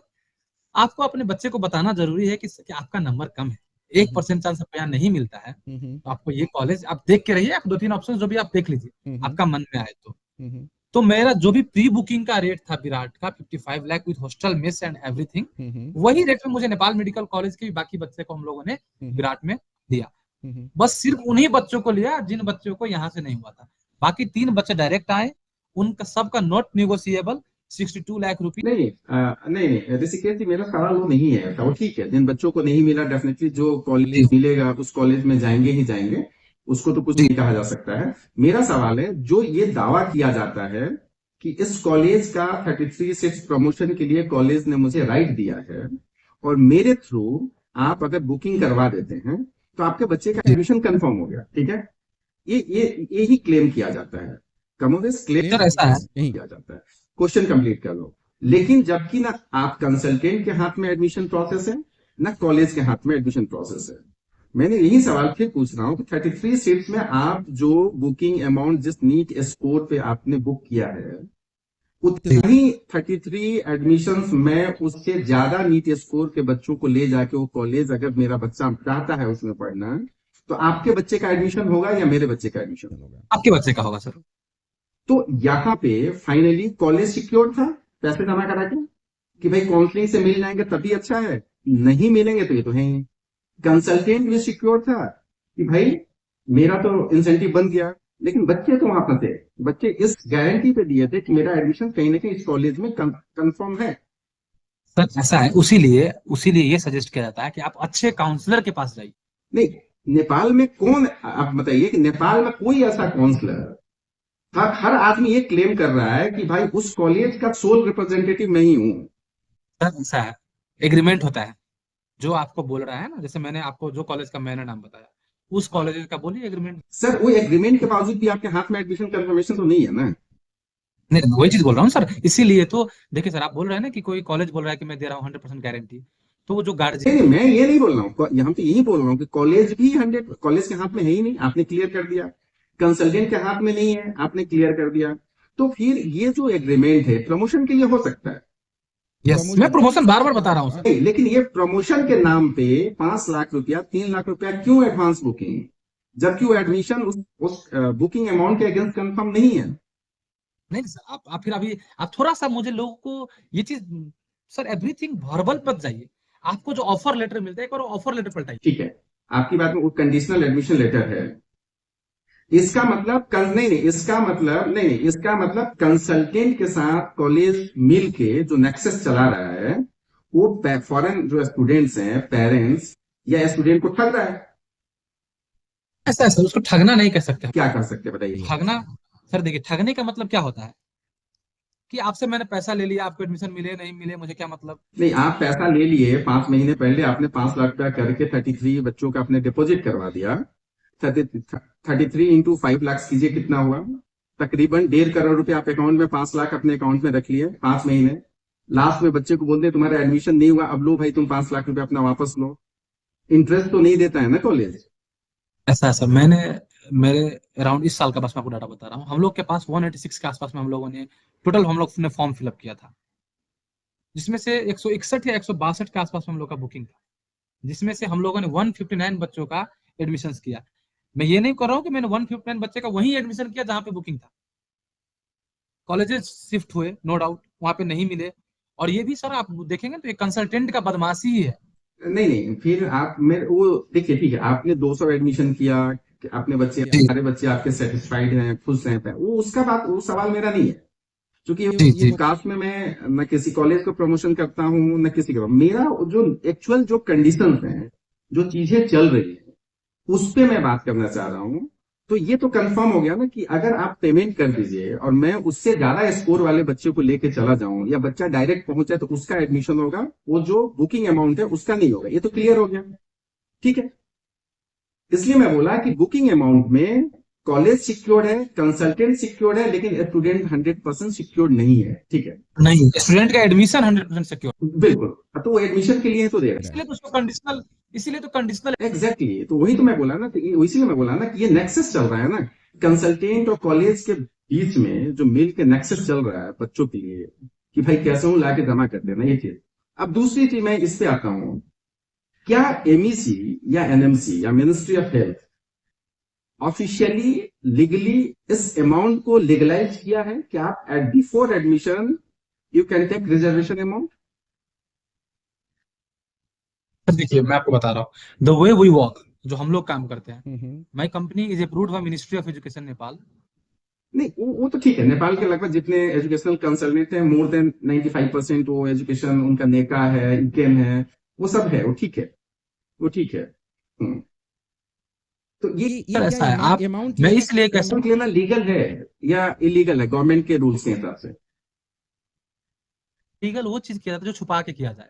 कॉलेज ऑफर लेटर देती है, ये सबको पता है, एमईसी कोई पता है, नेपाल मेडिकल काउंसिल कोई पता है, काठमांडू यूनिवर्सिटी कोई पता है, त्रिभुवन यूनिवर्सिटी कोई पता है।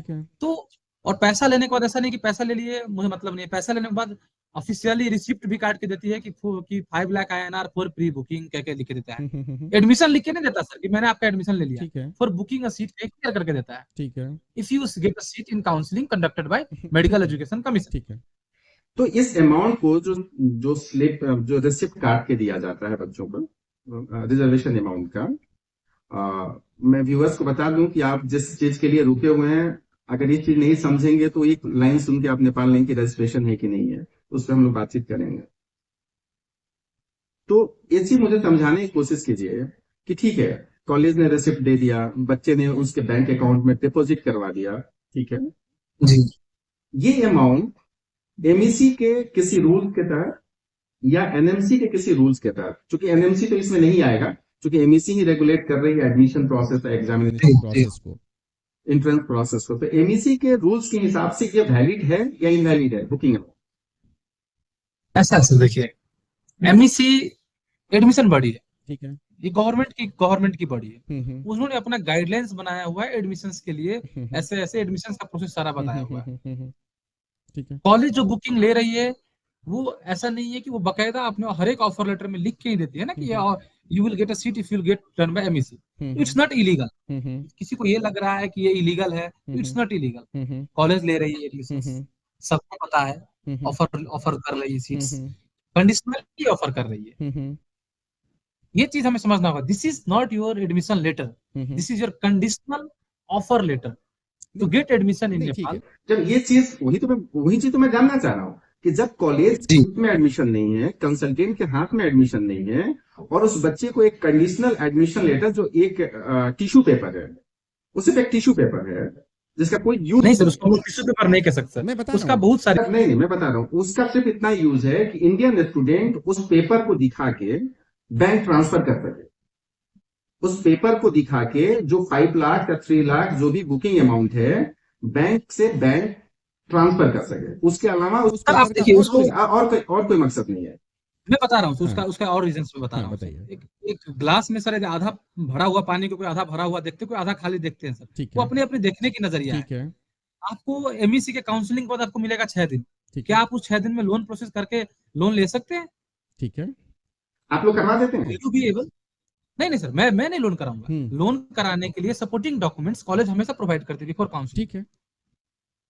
ये एक सबसे बेनिफिट पार्ट है सर। आपको यदि 1 महीना 2 महीने अच्छा ठीक है, मैं मान लिया कोई ये कॉलेज का डॉक्यूमेंट्स मुझे मिला, सर्टिफिकेट कंडीशनल, मैंने लोन सैंक्शन करवा लिया, मेरा एडमिशन नहीं हुआ, जी मेरे मार्क्स के ऊपर के बच्चे आ गए, जी इस केस में क्या करेंगे? आज के मैं बता रहा हूँ सर, उस केसेस में देखिए क्या होता है ना हम्म। सर, कि लगभग काउंसलर का मतलब ये होता है कि उसको लगभग चीजें पता होनी चाहिए, हिस्ट्री से पता होनी चाहिए हम्म। कि 30, मानिए मैक्सिमम आपके पास जो 33 सीट्स है ना, यदि कॉलेज ने जेन्युइनली बस 33 या 35 भी बच्चा लिया हुआ है ना, तो 25 से 26 बच्चे को जो मिलना ही मिलना है, जो ऊपर के रैंक वाले बुकिंग है।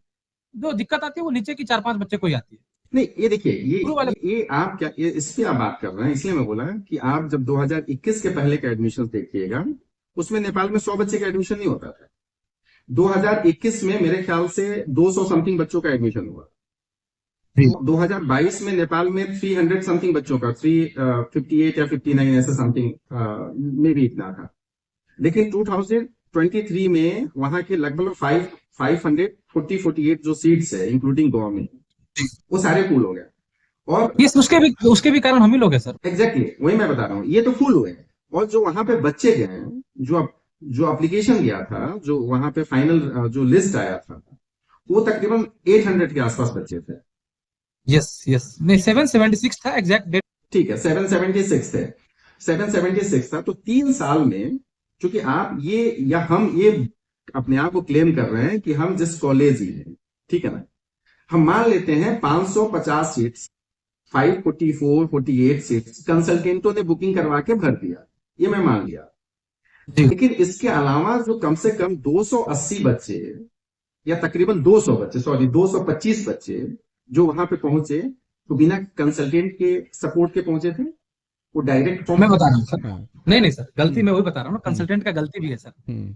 33 सीट्स में हम लोग 33 में 35 मैक्सिमम ले जाते हैं, एक दो बच्चे ड्रॉप हो जाए तो दिक्कत ना हो।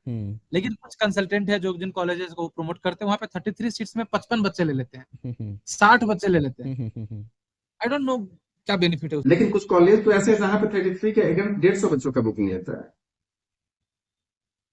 सर मेरे को 150 बच्चे का उसमें जो आपने अपना 5 बेस्ट बताया, उसी में से कुछ कॉलेजेस हैं। नहीं सर, उसमें से नेपाल मेडिकल कॉलेज में नहीं था। नहीं, मैं कॉलेज का नाम नहीं, वो आप ही बता सकते हैं तो बता दीजिए। जैसे दो तो आपने क्लियर कर दिया कि विराट का नहीं था, नेशनल का नहीं था, बच्चे 3। नेपाल का नहीं था जी। नेपाल का नहीं था, विराट का नहीं था, तो बच्चे 5 में से 3 ही बच्चे जी। तो 3 ही कॉलेज में, तो किसी ना किसी कॉलेज में तो 33 के अगेंस्ट कम से कम 150 का फी लिया गया। 150 नहीं था सर, 150 नहीं था। आप जो बता रहे हो 2022 का डाटा बता रहे हैं, 2023 का नहीं।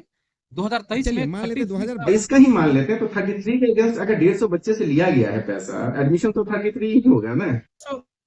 मुझे नहीं लगता सर 150 था सर, 150 प्रैक्टिकली नहीं था सर। अब देख क्या होता है सर कि अच्छा चलिए आपके हिसाब से डबल होगा 100 होगा। नहीं 100 नहीं सर, डबल था। उसका भी मैं रीजन बता दे रहा हूँ सर। 50 से इसलिए कि ये बच्चे नहीं आएंगे तो दूसरे बच्चे आएंगे, ये बच्चे नहीं मेरिट में आएंगे तो दूसरे को लेंगे। हुआ सर, वो रीजन नहीं हुआ सर। उसको इस साल सॉल्यूशन किया गया। वो आप काठमांडू मेडिकल कॉलेज की बात कर रहे हैं, मैं आपको पहले नहीं बता दे रहा हूँ, इसमें छुपाने वाली कोई बात नहीं है। वहां इसलिए हुआ सर क्योंकि आपको जो ऑफर लेटर इशू करते हैं उसमें 7 दिन का समय मिलता है, और जरूरी नहीं है कि जिन दिन बच्चे ने ऑफर लेटर ले गए वो सारे बच्चे पेमेंट करेंगे। तो विद इन 7 डेज ही एक ही बार में बूम आया, जो हम लोग ने जिसमें ट्रैक करते करते तब तक 55-60 पेमेंट आ चुके थे। इसीलिए इस साल पहले हम लोगों ने पैसा लेने के बाद ऑफर लेटर दिया। इसीलिए आप देखेंगे इस साल काठमांडू मेडिकल कॉलेज का 33 ही था। अब कम नंबर को, अब डर ये हुआ कि कम नंबर वाले बच्चे को नहीं मिलेगा, तो कंसल्टेंट को पहले हम लोगों ने इन्फॉर्म किया कि आपके इस बच्चे को नहीं मिल सकता, सेकंड ऑप्शन ये देख के रहिए, ये पैसा रिफंड अभी बोलेगा तो बात कर सकते हैं, और उसके बदले में सीट। केएमसी में 33 आपने एडमिशन किया? नहीं, मेरा 18 से बुकिंग था वहां पे। मेरा एक्सक्लूसिव नहीं है वो, मेनली हम लोग प्रमोट करते हैं अच्छे को। नहीं, एक्सक्लूसिव तो नेपाल में किसी का कोई कॉलेज नहीं। ऐसा है सर, नहीं इसको प्रमोशनल राइट्स इसको होता है। हाँ, देखिए प्रमोशन के लिए हर कॉलेज किसको क्या दे रहा है, एक्सक्लूसिव उसको बोलते हैं कि आपके बिना उस कॉलेज में कोई एडमिशन न कर पाए।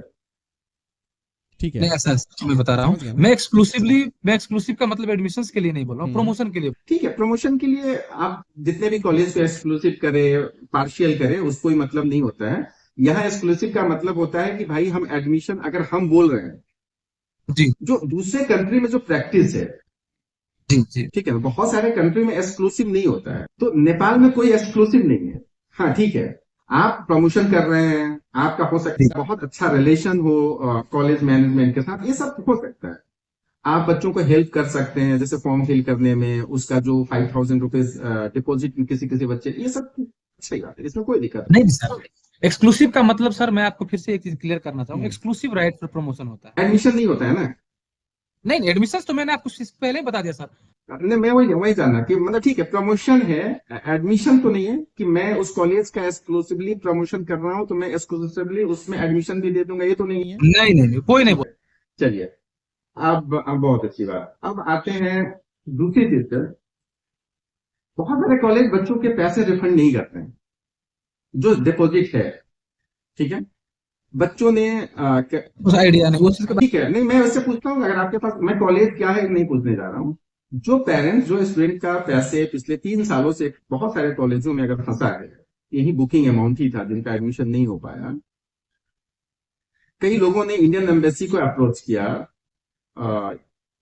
ये तो मुझे पता है, लेकिन इंडियन एम्बेसी का क्या उस पर रिप्लाई है, क्या एक्शन आएगी, अभी तक मुझे कंफर्म नहीं है। ऐसे बच्चे अगर उस कॉलेज के अगेंस्ट कोई क्रिमिनल प्रोसेस में जाना चाहते हैं या कंप्लेन करना चाहते हैं, तो कहां पे जाए, किस जगह जाए, पहला स्टेप क्या होगा? सर देखिए, सबसे पहला चीज है कि मुझे नहीं लगता कोई भी अच्छे कॉलेजेस जो भी हैं वो बच्चे का पैसा रखती है, इसमें गलती कंसल्टेंट का होता है। मैं बता रहा हूँ कहाँ पे गलती कंसल्टेंट का होता है। दोनों के लिए उपाय बताइए, कंसल्टेंट और कॉलेज दोनों के लिए, दोनों को मान के चलते हैं। एक तो सर, यदि आपका रिलेशन अच्छा नहीं है कॉलेज मैनेजमेंट के साथ, तो आप बच्चे को डायरेक्टली नहीं ले जाकर एडमिट कीजिए। सबसे पहला जो कुछ हमारे इंडिया के कुछ कलीग्स हैं, कुछ कंसल्टेंट्स हैं, वो डायरेक्ट आते हैं, उनको लगता है ऐसा कि जो उसमें से कुछ जो ऋषि जी को मिलेगा या फिर जो भी कोई है उसको क्यों मिले, मैं खुद ही लेके आ रहा हूँ, मैं खुद ही लूँ। तो क्या होता है सर, आप यहाँ पे बच्चों को 4.5 साल नहीं रह सकते। आप इंडिया से हर बार उठ के नहीं आ सकते हैं। बच्चा बीमार होगा, यदि काठमांडू में पढ़ रहा है, तो आप उसको लोकल असिस्टेंस नहीं दे सकते हैं। जो चीजों को एक्सेप्ट करना होगा सर, जो फैक्ट है वो फैक्ट है। नहीं, ऋषिकेश जी, मैं बताता हूँ, ये काउंसलिंग के समय सुनने में अच्छा लगता है कि मैं 4 साल, 5 साल, 6 साल आपको सपोर्ट दूंगा, ठीक है ना। इस बिजनेस को करते हुए मुझे तकरीबन 19 से 20 साल होने जा रहा है, ठीक है। आज तक मुझे कोई भी ऐसा कंसल्टेंट बुला के दे दीजिए और बता दीजिए जो बच्चे का एडमिशन जिस भी कंट्री में किया, मैं नेपाल की बात नहीं करता हूं, जी जी जी। कि उन बच्चों को 5 साल तक साथ दिया है। देखिए, इस इसमें आई माइट बी देख। बिजनेस की सबसे बड़ी बुराई ये है एमबीबीएस अब्रॉड का, कि जिस दिन बच्चा आता है काउंसलिंग के लिए ना, हम लोग एज ए काउंसलर बात कम करते हैं, एज ए फादर मदर बनने की ज्यादा कोशिश करते हैं।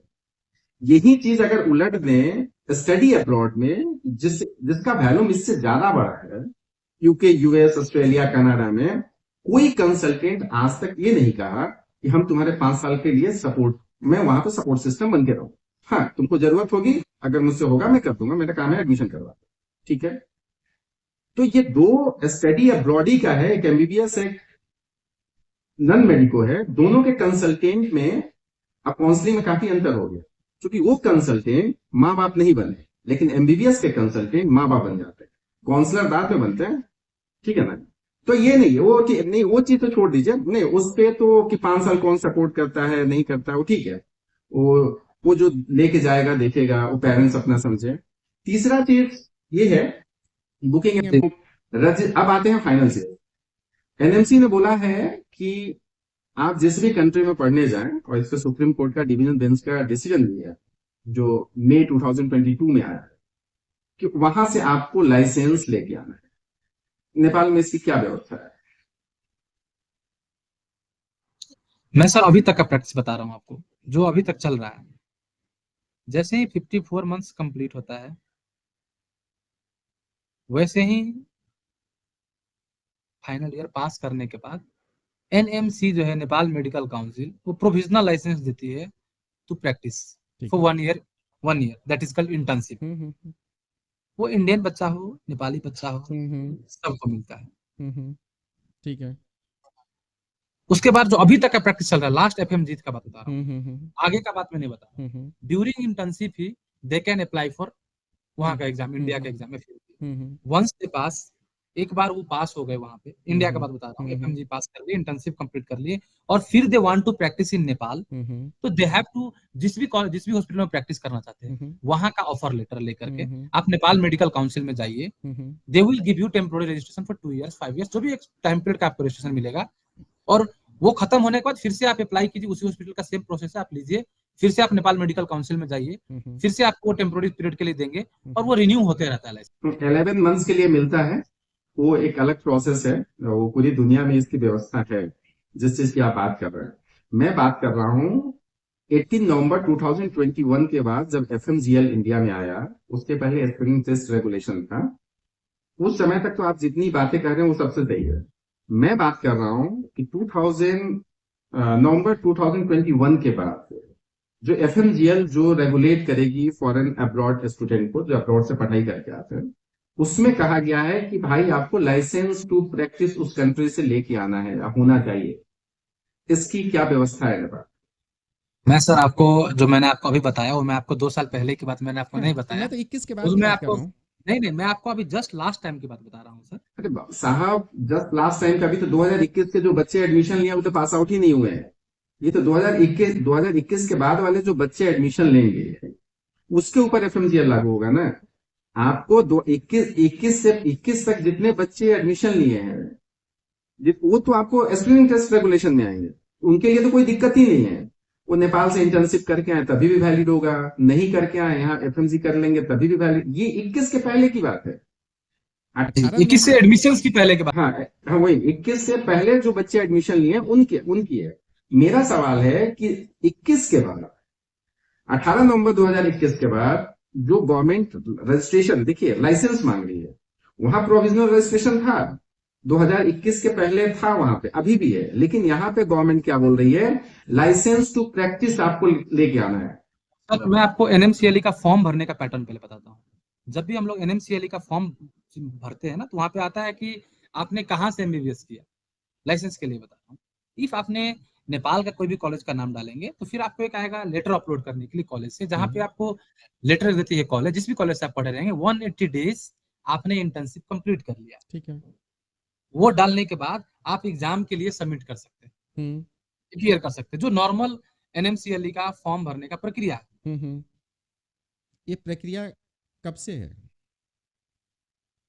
तो ये हमेशा से ही सर ये प्रक्रिया रहा है कि आप एक बार पास आउट होने के बाद में आप एनएमसीएलई का जब भी आप एग्जाम देना चाहे, यदि आप नेपाल से पढ़े हुए हैं, तो आप 6 महीना कंप्लीशन का सर्टिफिकेट अपलोड कीजिए।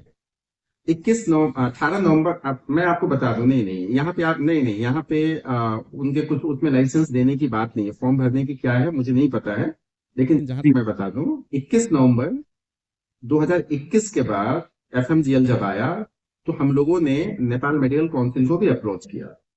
नेपाल मेडिकल काउंसिल को भी हमने मेल लिखा। 24 दिसंबर 2021 को एनएमसी मेल का जवाब देती है कि मेरे यहाँ फॉरेन नेशनल के लिए कोई भी लाइसेंस की व्यवस्था नहीं है, और ना ही हम लोग फॉरेन नेशनल को कोई लाइसेंस देते हैं, वो चाहे नेपाल से पढ़ा हो या चाहे बाहर से पढ़ा हो। वो आप जो बोले ना कि 11 महीने आके वहां पे आप पास करके आइए, लाइसेंस अगर आपके पास इंडिया का है तो यहाँ पे नौकरी, वो दूसरी प्रोसेस है। जी जी, वो दूसरी प्रोसेस है। आप जैसे नेपाल के अगर कोई एक्सपर्ट हैं और इंडिया के कोई हॉस्पिटल आपको यहाँ पे काम करने के लिए बुला रही है एज ए एक्सपर्ट, तो आपसे बोलेगी सारी डॉक्यूमेंट्स दीजिए, मैं अप्लाई करता हूँ, एनएमसी आपको 11 महीने की देगी, लाइसेंस देगी, वो रिन्यूअल में जाएगा अगर जरूरत है तो, ठीक है ना। ये अलग प्रोसेस है, ये लाइसेंस नहीं है ये। तो जब आपको 24 दिसंबर 2021 को एनएमसी मेल का जवाब देती है कि मेरे यहाँ कोई रजिस्ट्रेशन नहीं है, हम फॉरेन नेशनल को रजिस्ट्रेशन नहीं देते हैं, ठीक है, वो मैं आपको शेयर भी कर दूंगा आपके व्हाट्सएप पे। जी जी जी, पब्लिक डोमेन में है, पब्लिक डोमेन में है, आपकी ध्यान नहीं गई होगी, लेकिन फिर भी मैं शेयर कर दूंगा उस मेल को। तो फिर जब वहां पे लाइसेंस की व्यवस्था ही नहीं है, तो फिर ये बच्चे पढ़ के आएंगे तो इनकी डिग्री का क्या होगा? और हर नेपाल का कंसल्टेंट ये क्लेम कर रहा है कि मेरे यहाँ फॉरेन नेशनल के लिए लाइसेंस की व्यवस्था है। अब कंसल्टेंट की बात पे ध्यान दें हम लोग, या फिर एनएमसी जो मेल किया जवाब दिया उसको वैलिड माने? ऐसा है, देखिए मैं आपको बताता हूँ, जो आप एनएमसी की बात कर रहे हैं ना, नेपाल मेडिकल काउंसिल की, तो चीजें जब जब भी नीड हुई है तो चीजें अपडेट होके आई है पहले भी। जैसे एमईसी ही अभी बॉडी है, उन्होंने भी पहले ये नहीं लेंगे फिर नीट कैसे होगा, तो नीट अपडेट कर, जैसे अभी श्रीलंका के बच्चे को भी यदि वहाँ का कोई भी नेशनल लेवल का मेडिकल एंट्रांस होगा उसको भी हम लोग वैलिड करके हम बोले हैं। तो जब ये नीड आएगी, जैसे अभी के बच्चे के, इसका मैंने आपको लास्ट टाइम जो कुछ महीने पहले जो एफएमजी हुआ, बच्चे ने दिया, क्वालिफाई किया, आ गया। नेपाल हमेशा से भी मेडिकल एजुकेशन के मामला में इंडियन बच्चों के लिए हमेशा से भी जो भी रूल्स है वो फुलफिल करते आया है। यदि ऐसा कुछ भी ऑब्स्टेकल आता है तो नहीं ऋषिकेश जी, ये 3 साल हो गए हैं। मेरे कहने का मतलब, जब नेपाल इतना मतलब हाइब्रिड मूड में चलता है चीजों को कंट्रोल करने के लिए, और ठीक है ना, तो ये 3 साल हो गए ना, 21, 22, 23, क्या अभी तक एनएमसी ने, क्योंकि एनएमसी ये रेगुलेटरी बॉडी है लाइसेंस को लेके, तो ये जी 3 साल में क्या एनएमसी ने कोई रूल अमेंडमेंट किया, कोई ऐसा रूल निकाला जिस जहां पे ये लिखा हो कि हाँ हम नेपाल के इंडियन बच्चों को रजिस्ट्रेशन देंगे? ये 100% कंफर्म रही है, ये 100% कंफर्म रही है आप सर। आफ्टर 4.5 इयर्स जो भी बच्चा, जो जब से रूल्स आया और जब उनको अलाउ नहीं किया जाएगा एफएमजी के लिए, तो 100% लाइसेंस देगी सर। नहीं, 4 साल बाद इंतजार क्यों? अभी से हम इसका मतलब घर में आग लग जाएगा, अगर आग नहीं बुझा पाओगे आप बाल्टी से, तब मैं आपके लिए फायर ब्रिगेड भेजूंगा, ये तो कोई लॉजिक ही नहीं है ना भाई। मेरे यहाँ बच्चे 2021 से एडमिशन ले रहे हैं, 2022 से एडमिशन ले रहे हैं, 2023 के भी एडमिशन हो गए हैं। ये 3 सेशन आप जो बोल रहे हैं ना सर, इसके रिगार्डिंग मेरे भी बात हुई थी एनएमसी में। मेरे पर्सनली कुछ अच्छे रिलेशंस है, मेरे अपने घर से भी कुछ लोग हैं एनएमसी में ही, आउट ऑफ 17 मेरे भी घर से है कुछ लोग जो एनएमसी के मेंबर्स हैं। तो इसके रिगार्डिंग भी हम लोग ऐसे ही अनऑफिशियली बात, ये जो आप बोल रहे हैं ना, ये हम लोगों ने भी बात किया था। तो उन लोगों का यही कहना था उस चीज में कि ये अभी तक इंडिया में कोई दिक्कत तो हो नहीं रही है बच्चे को, क्यों दे लाइसेंस, जब दिक्कत होगा उस टाइप का तो of course we are ready for it. तो उन्होंने मुझे, हम लोग को अनऑफिशियली बताया हुआ था। तो मैं इसीलिए मैंने आपको बोला ना सर कि 100% सर नहीं, देखिए अनऑफिशियली हाइपोथेटिकली चीजों पे आप कोई, यहाँ पे हम लोग सब्जी तो बेच नहीं रहे ना कि ठीक है भाई आज बैगन का दाम थोड़ा सा ज्यादा है, कल महंगा हो सकता है, तो आज ही खरीद के रख लो, जब महंगा होगा तो इसको बेच देंगे। प्रॉब्लम नहीं है, प्रॉब्लम क्यों नहीं होगा भाई? जब यहाँ का गवर्नमेंट ने रूल निकाल दिया, पूरी दुनिया के मेडिकल जो एमबीबीएस अब्रॉड का जो फैटर्निटी है हिल चुकी है, ठीक है, कई देश बैन हो चुके हैं, लेकिन नेपाल को यह समझ में नहीं आया कि भाई 3 साल हो गया, गवर्नमेंट ऑफ इंडिया ने पॉलिसी निकाला, इसके पहले का पॉलिसी ये है, उसमें इसकी जरूरत नहीं थी। 2021 के बाद की पॉलिसी में आपको लाइसेंस टू प्रैक्टिस की जरूरत मैंडेटरी कर दिया गया है, सुप्रीम कोर्ट का डिसीजन आ गया है, हेल्थ मिनिस्टर पार्लियामेंट में बोल चुके हैं। उसके बावजूद भी आप बोल रहे हैं कि वहां के लोगों को लग रहा है जब 4.5 साल बच्चे पढ़ लेंगे, जब जरूरत पड़ेगी वहां, भाई किसी की जरूरत? अभी तो गवर्नमेंट बोल रही है कि मुझे चाहिए लाइसेंस, तो अभी तक 3 साल में इसके लिए ये चीज मैंने, आपने जो बोला ना, ये चीज मैंने पर्सनली नोट भी अभी कर लिया है सर। आई विल पर्सनली मैं इस पे वर्क करूंगा, क्योंकि it's about children's future sir, बच्चे की फ्यूचर की बात है। ऐसा नहीं, इट्स नॉट अबाउट कि बच्चे एडमिशन ले ले, कल के दिन में लाइसेंस नहीं मिले। तो मुझे जब मैंने ये चीज पूछा था तो उन्होंने बोला, फिर मैंने इस चीज को लाइटली लिया कि ठीक है, दे विल ऑफ कोर्स। नहीं सर, देखिए ये लाइट सबसे मेन जो आप देखिए, आप इस बिजनेस को कितने दिन से कर रहे हैं? कि +2 से कर रहे हैं, ठीक है, +2 से कर रहे हैं। एफएमजीएल गजट आपने पढ़ा है? नहीं सर, मैंने एफएमजीएल गजट नहीं पढ़ा। सबसे बड़ी प्रॉब्लम यही है कि आप इंडियन मार्केट को एक्सप्लोर कर रहे हैं, जी, क्योंकि पूरी दुनिया में बच्चों की संख्या, मेडिकल पढ़ने वाले बच्चों की संख्या कम हो गई। जो बच्चे कोर्ट पे कोर्ट आने वाले समय में केस होने जा रहा है, और आप एफएमजीएल गजट नहीं पढ़े। ये थोड़ा अपडेट रहना चाहिए ऋषिकेश जी, मेरा आपसे इसलिए कि अगर वो गजट पढ़े रहते तब हो सकता है आप मेडिकल की काउंसलिंग कुछ दूसरे ढंग से करते हैं। देखिए 2 तरह के लोग होते हैं, जो मेडिको बैकग्राउंड के नहीं है, वो कंसल्टेंट हैं, उनकी अगर कुछ गलतियां होती है ना, तो मैं थोड़ी देर के लिए कंसीडर कर दूंगा कि भाई ये नॉन मेडिको है, मेडिकल प्रोफेशन के बारे में इनकी पूरी A to Z चीजें नहीं पता होगी। लेकिन एक वैसा व्यक्ति जो बाय प्रोफेशन मेडिकल डॉक्टर्स है, रजिस्टर्ड डॉक्टर है, साथ ही वो काउंसलिंग का काम कर रहा है, वो व्यक्ति क्या है, वो भी इंडियन मार्केट में पिछले 3 साल से आप तो कर ही रहे होंगे, या पहले से भी कर रहे हैं, जब जनकपुर वगैरह में पहले से? नहीं, मेरा पहले से। तो 2021 के बाद से आप इंडियन मार्केट में तो कर ही रहे हैं, लेकिन 2021 के बाद से आप कर रहे हैं, आप बोल रहे हैं कि एफएमजीएल गजट ही मैं नहीं पढ़ा हूं। अच्छा, इसके बारे में सुने थे कि नहीं सुने थे आप? सुने हैं सर, सुने हैं। तो क्या क्या सुनाया गया ये सारी चीज जो आप आपको? नहीं, आपको जो सुनाया, जैसे जो भी लोग सुनाए, तो उसमें आपने क्या किया? एक तो 44 मंथ आपने बोला, ठीक है। दूसरा?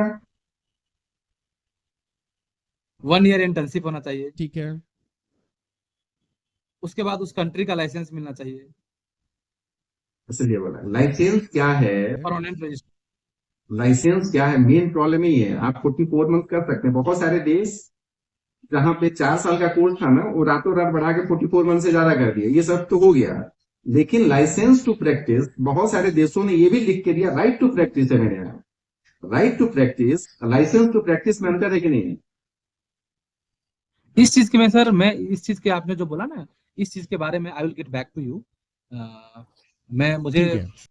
तो मैं चाहूंगा कि ये चीज देखिए, क्योंकि आपको भी इस पे क्लियर नहीं है, क्योंकि इस पे क्लियर नहीं कि लाइसेंस की व्यवस्था है या नहीं वहां पे।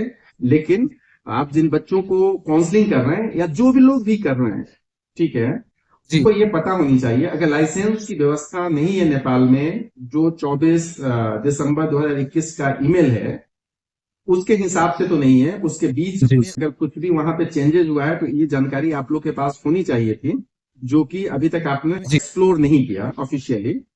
और बच्चों को हम डाल रहे हैं, तो ये कहीं ना कहीं बच्चों के फ्यूचर पे आने वाले समय में तो बुरा असर पड़ेगा। तो मैं चाहूंगा कि ऐसा न हो, और जब तक क्लियर ना हो तब तक वहां पे भेजना आप नहीं, ऐसा नहीं। उसी एक नाव में आप सवार हो जाएंगे जिसमें सारे लोग सवार हो रहे हैं। कुछ हटके कीजिए, ठीक है। तो इस पे मैं चाहूंगा कि आप ढूंढिए, बोलिए, अभी तक के हिसाब से वहां पे लाइसेंस की व्यवस्था नहीं है। 100% ना आपको कंफर्मेशन, ना आपके पास कोई ऐसा इन्फॉर्मेशन है कि वहां व्यवस्था है, ठीक है।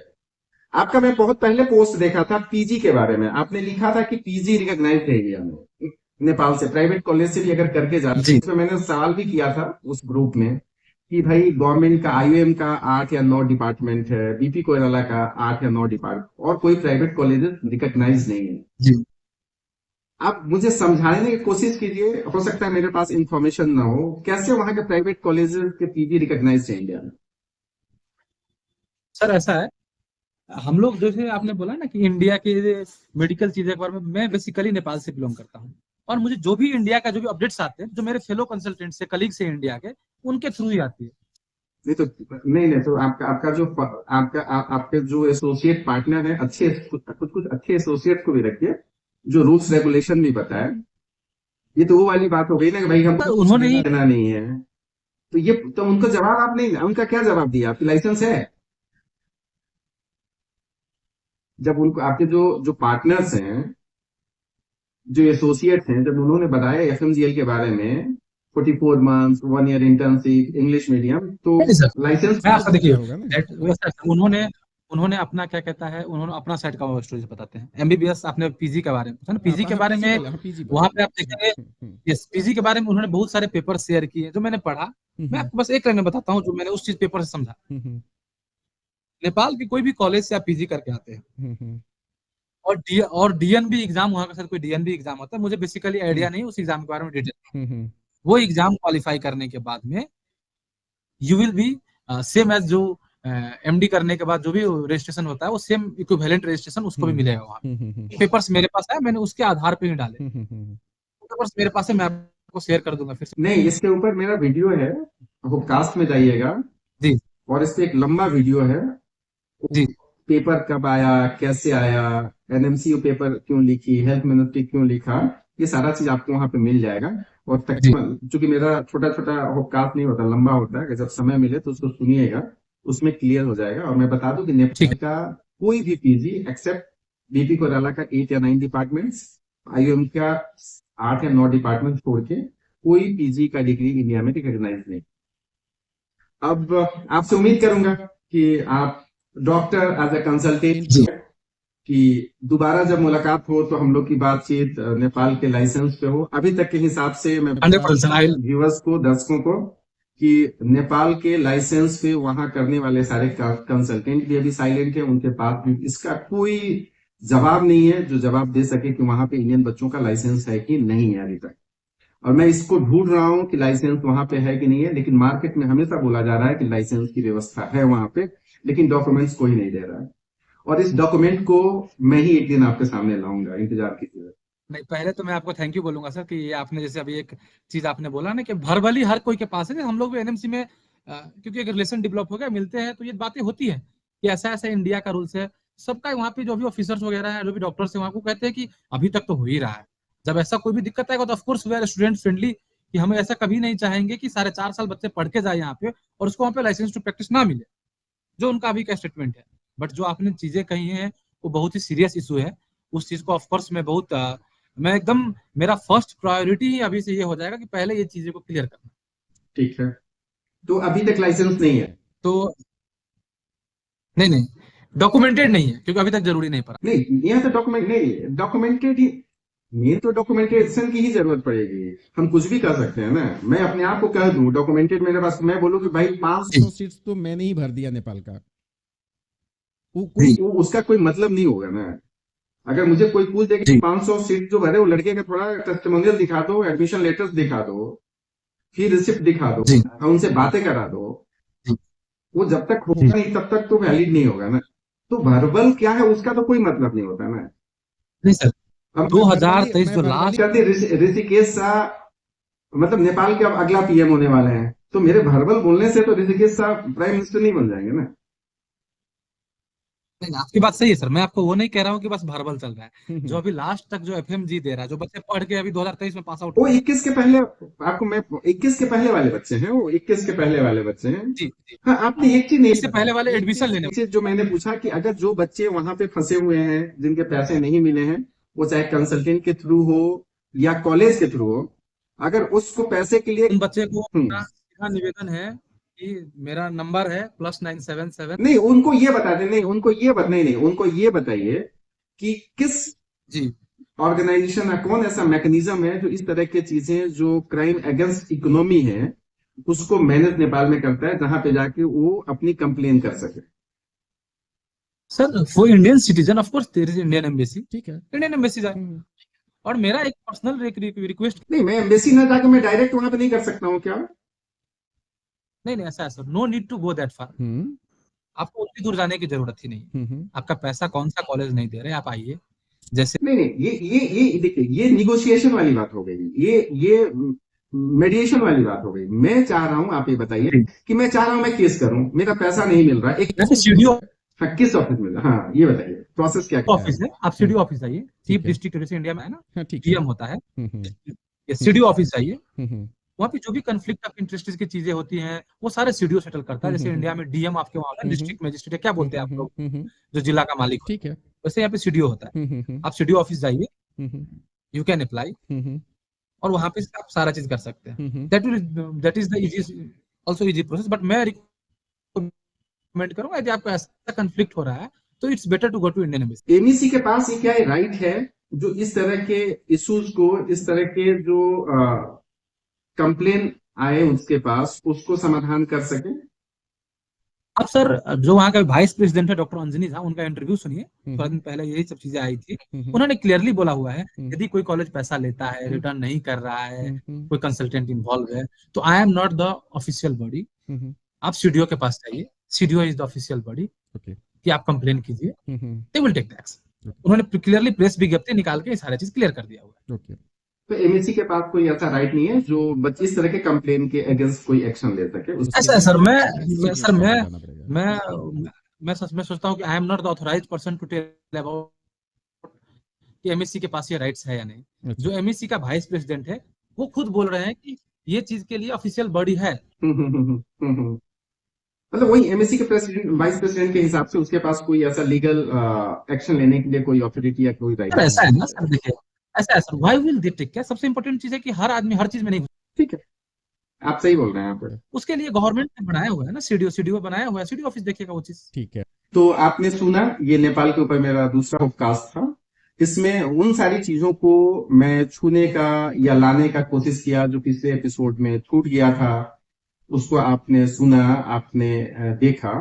लेकिन सवाल फिर वहीं पे है कि क्या नेपाल में आपको पढ़ाई करने के बाद वहां का मेडिकल का लाइसेंस गवर्नमेंट देगी या नहीं देगी, इस पे किसी के पास कोई प्रूफ एविडेंस नहीं है, या कोई भी उस हिसाब से बोलने के लायक अभी नहीं है कि वहां पे आपके लिए लाइसेंस है। हाँ, अगर इसके ऊपर मेरे पास कोई डॉक्यूमेंट मिलता है या कोई भी कंसल्टेंट जो इस बिजनेस को नेपाल में करते हैं उनके पास कोई भी अगर रिटन डॉक्यूमेंट आता है तो मैं जरूर उस पर एक बार आपके सामने आपके लिए एक हुक्कास जरूर बनाऊंगा और एक क्लियर करने का कोशिश करूंगा कि नेपाल में लाइसेंस है या नहीं है। अभी तक नेपाल में लाइसेंस नहीं है, तो नेपाल में एडमिशन लेने से पहले आप चीजों को परख लें, सोच लें, तय कर लें और तब जाके डिसाइड करें कि आपको नेपाल में पढ़ना है या नहीं पढ़ना है। कंसल्टेंट, एजेंट आपके कौन, अपने पराए क्या कौन बोल रहा है, उससे कोई लेना देना नहीं है। आपको जो एनएमसी का एफएमजीएल बोलता है, अगर वो चीज फुलफिल करता है तो आप बिल्कुल पढ़ने जाएं। अगर वो कॉलेज फुलफिल नहीं करता है, वो कंट्री फुलफिल नहीं करता है, तो मेरा आग्रह है आपके ऊपर, मेरा तो यही कहना होगा कि नहीं जाना चाहिए। आपको एक अल्टरनेटिव कैरियर की तलाश जरूर कर लेनी चाहिए। मेडिकल में बहुत सारे ऐसे अलाइड मेडिसिन के कोर्सेज हैं जिससे भी आपके जीवन चल सकता है, लेकिन जहां पे क्लियर कट डिसीजंस हैं, रूल्स हैं, वहां पे आप पढ़ने जरूर जाइए। तो आपके आज के हॉपकास्ट में ये कंफर्म हुआ कि अभी तक ये दूसरे हॉपकास्ट है नेपाल के ऊपर, ये नेपाल में इंडियन बच्चे के लिए, खास करके फॉरेन नेशनल के लिए लाइसेंस की व्यवस्था नहीं है। Thank you.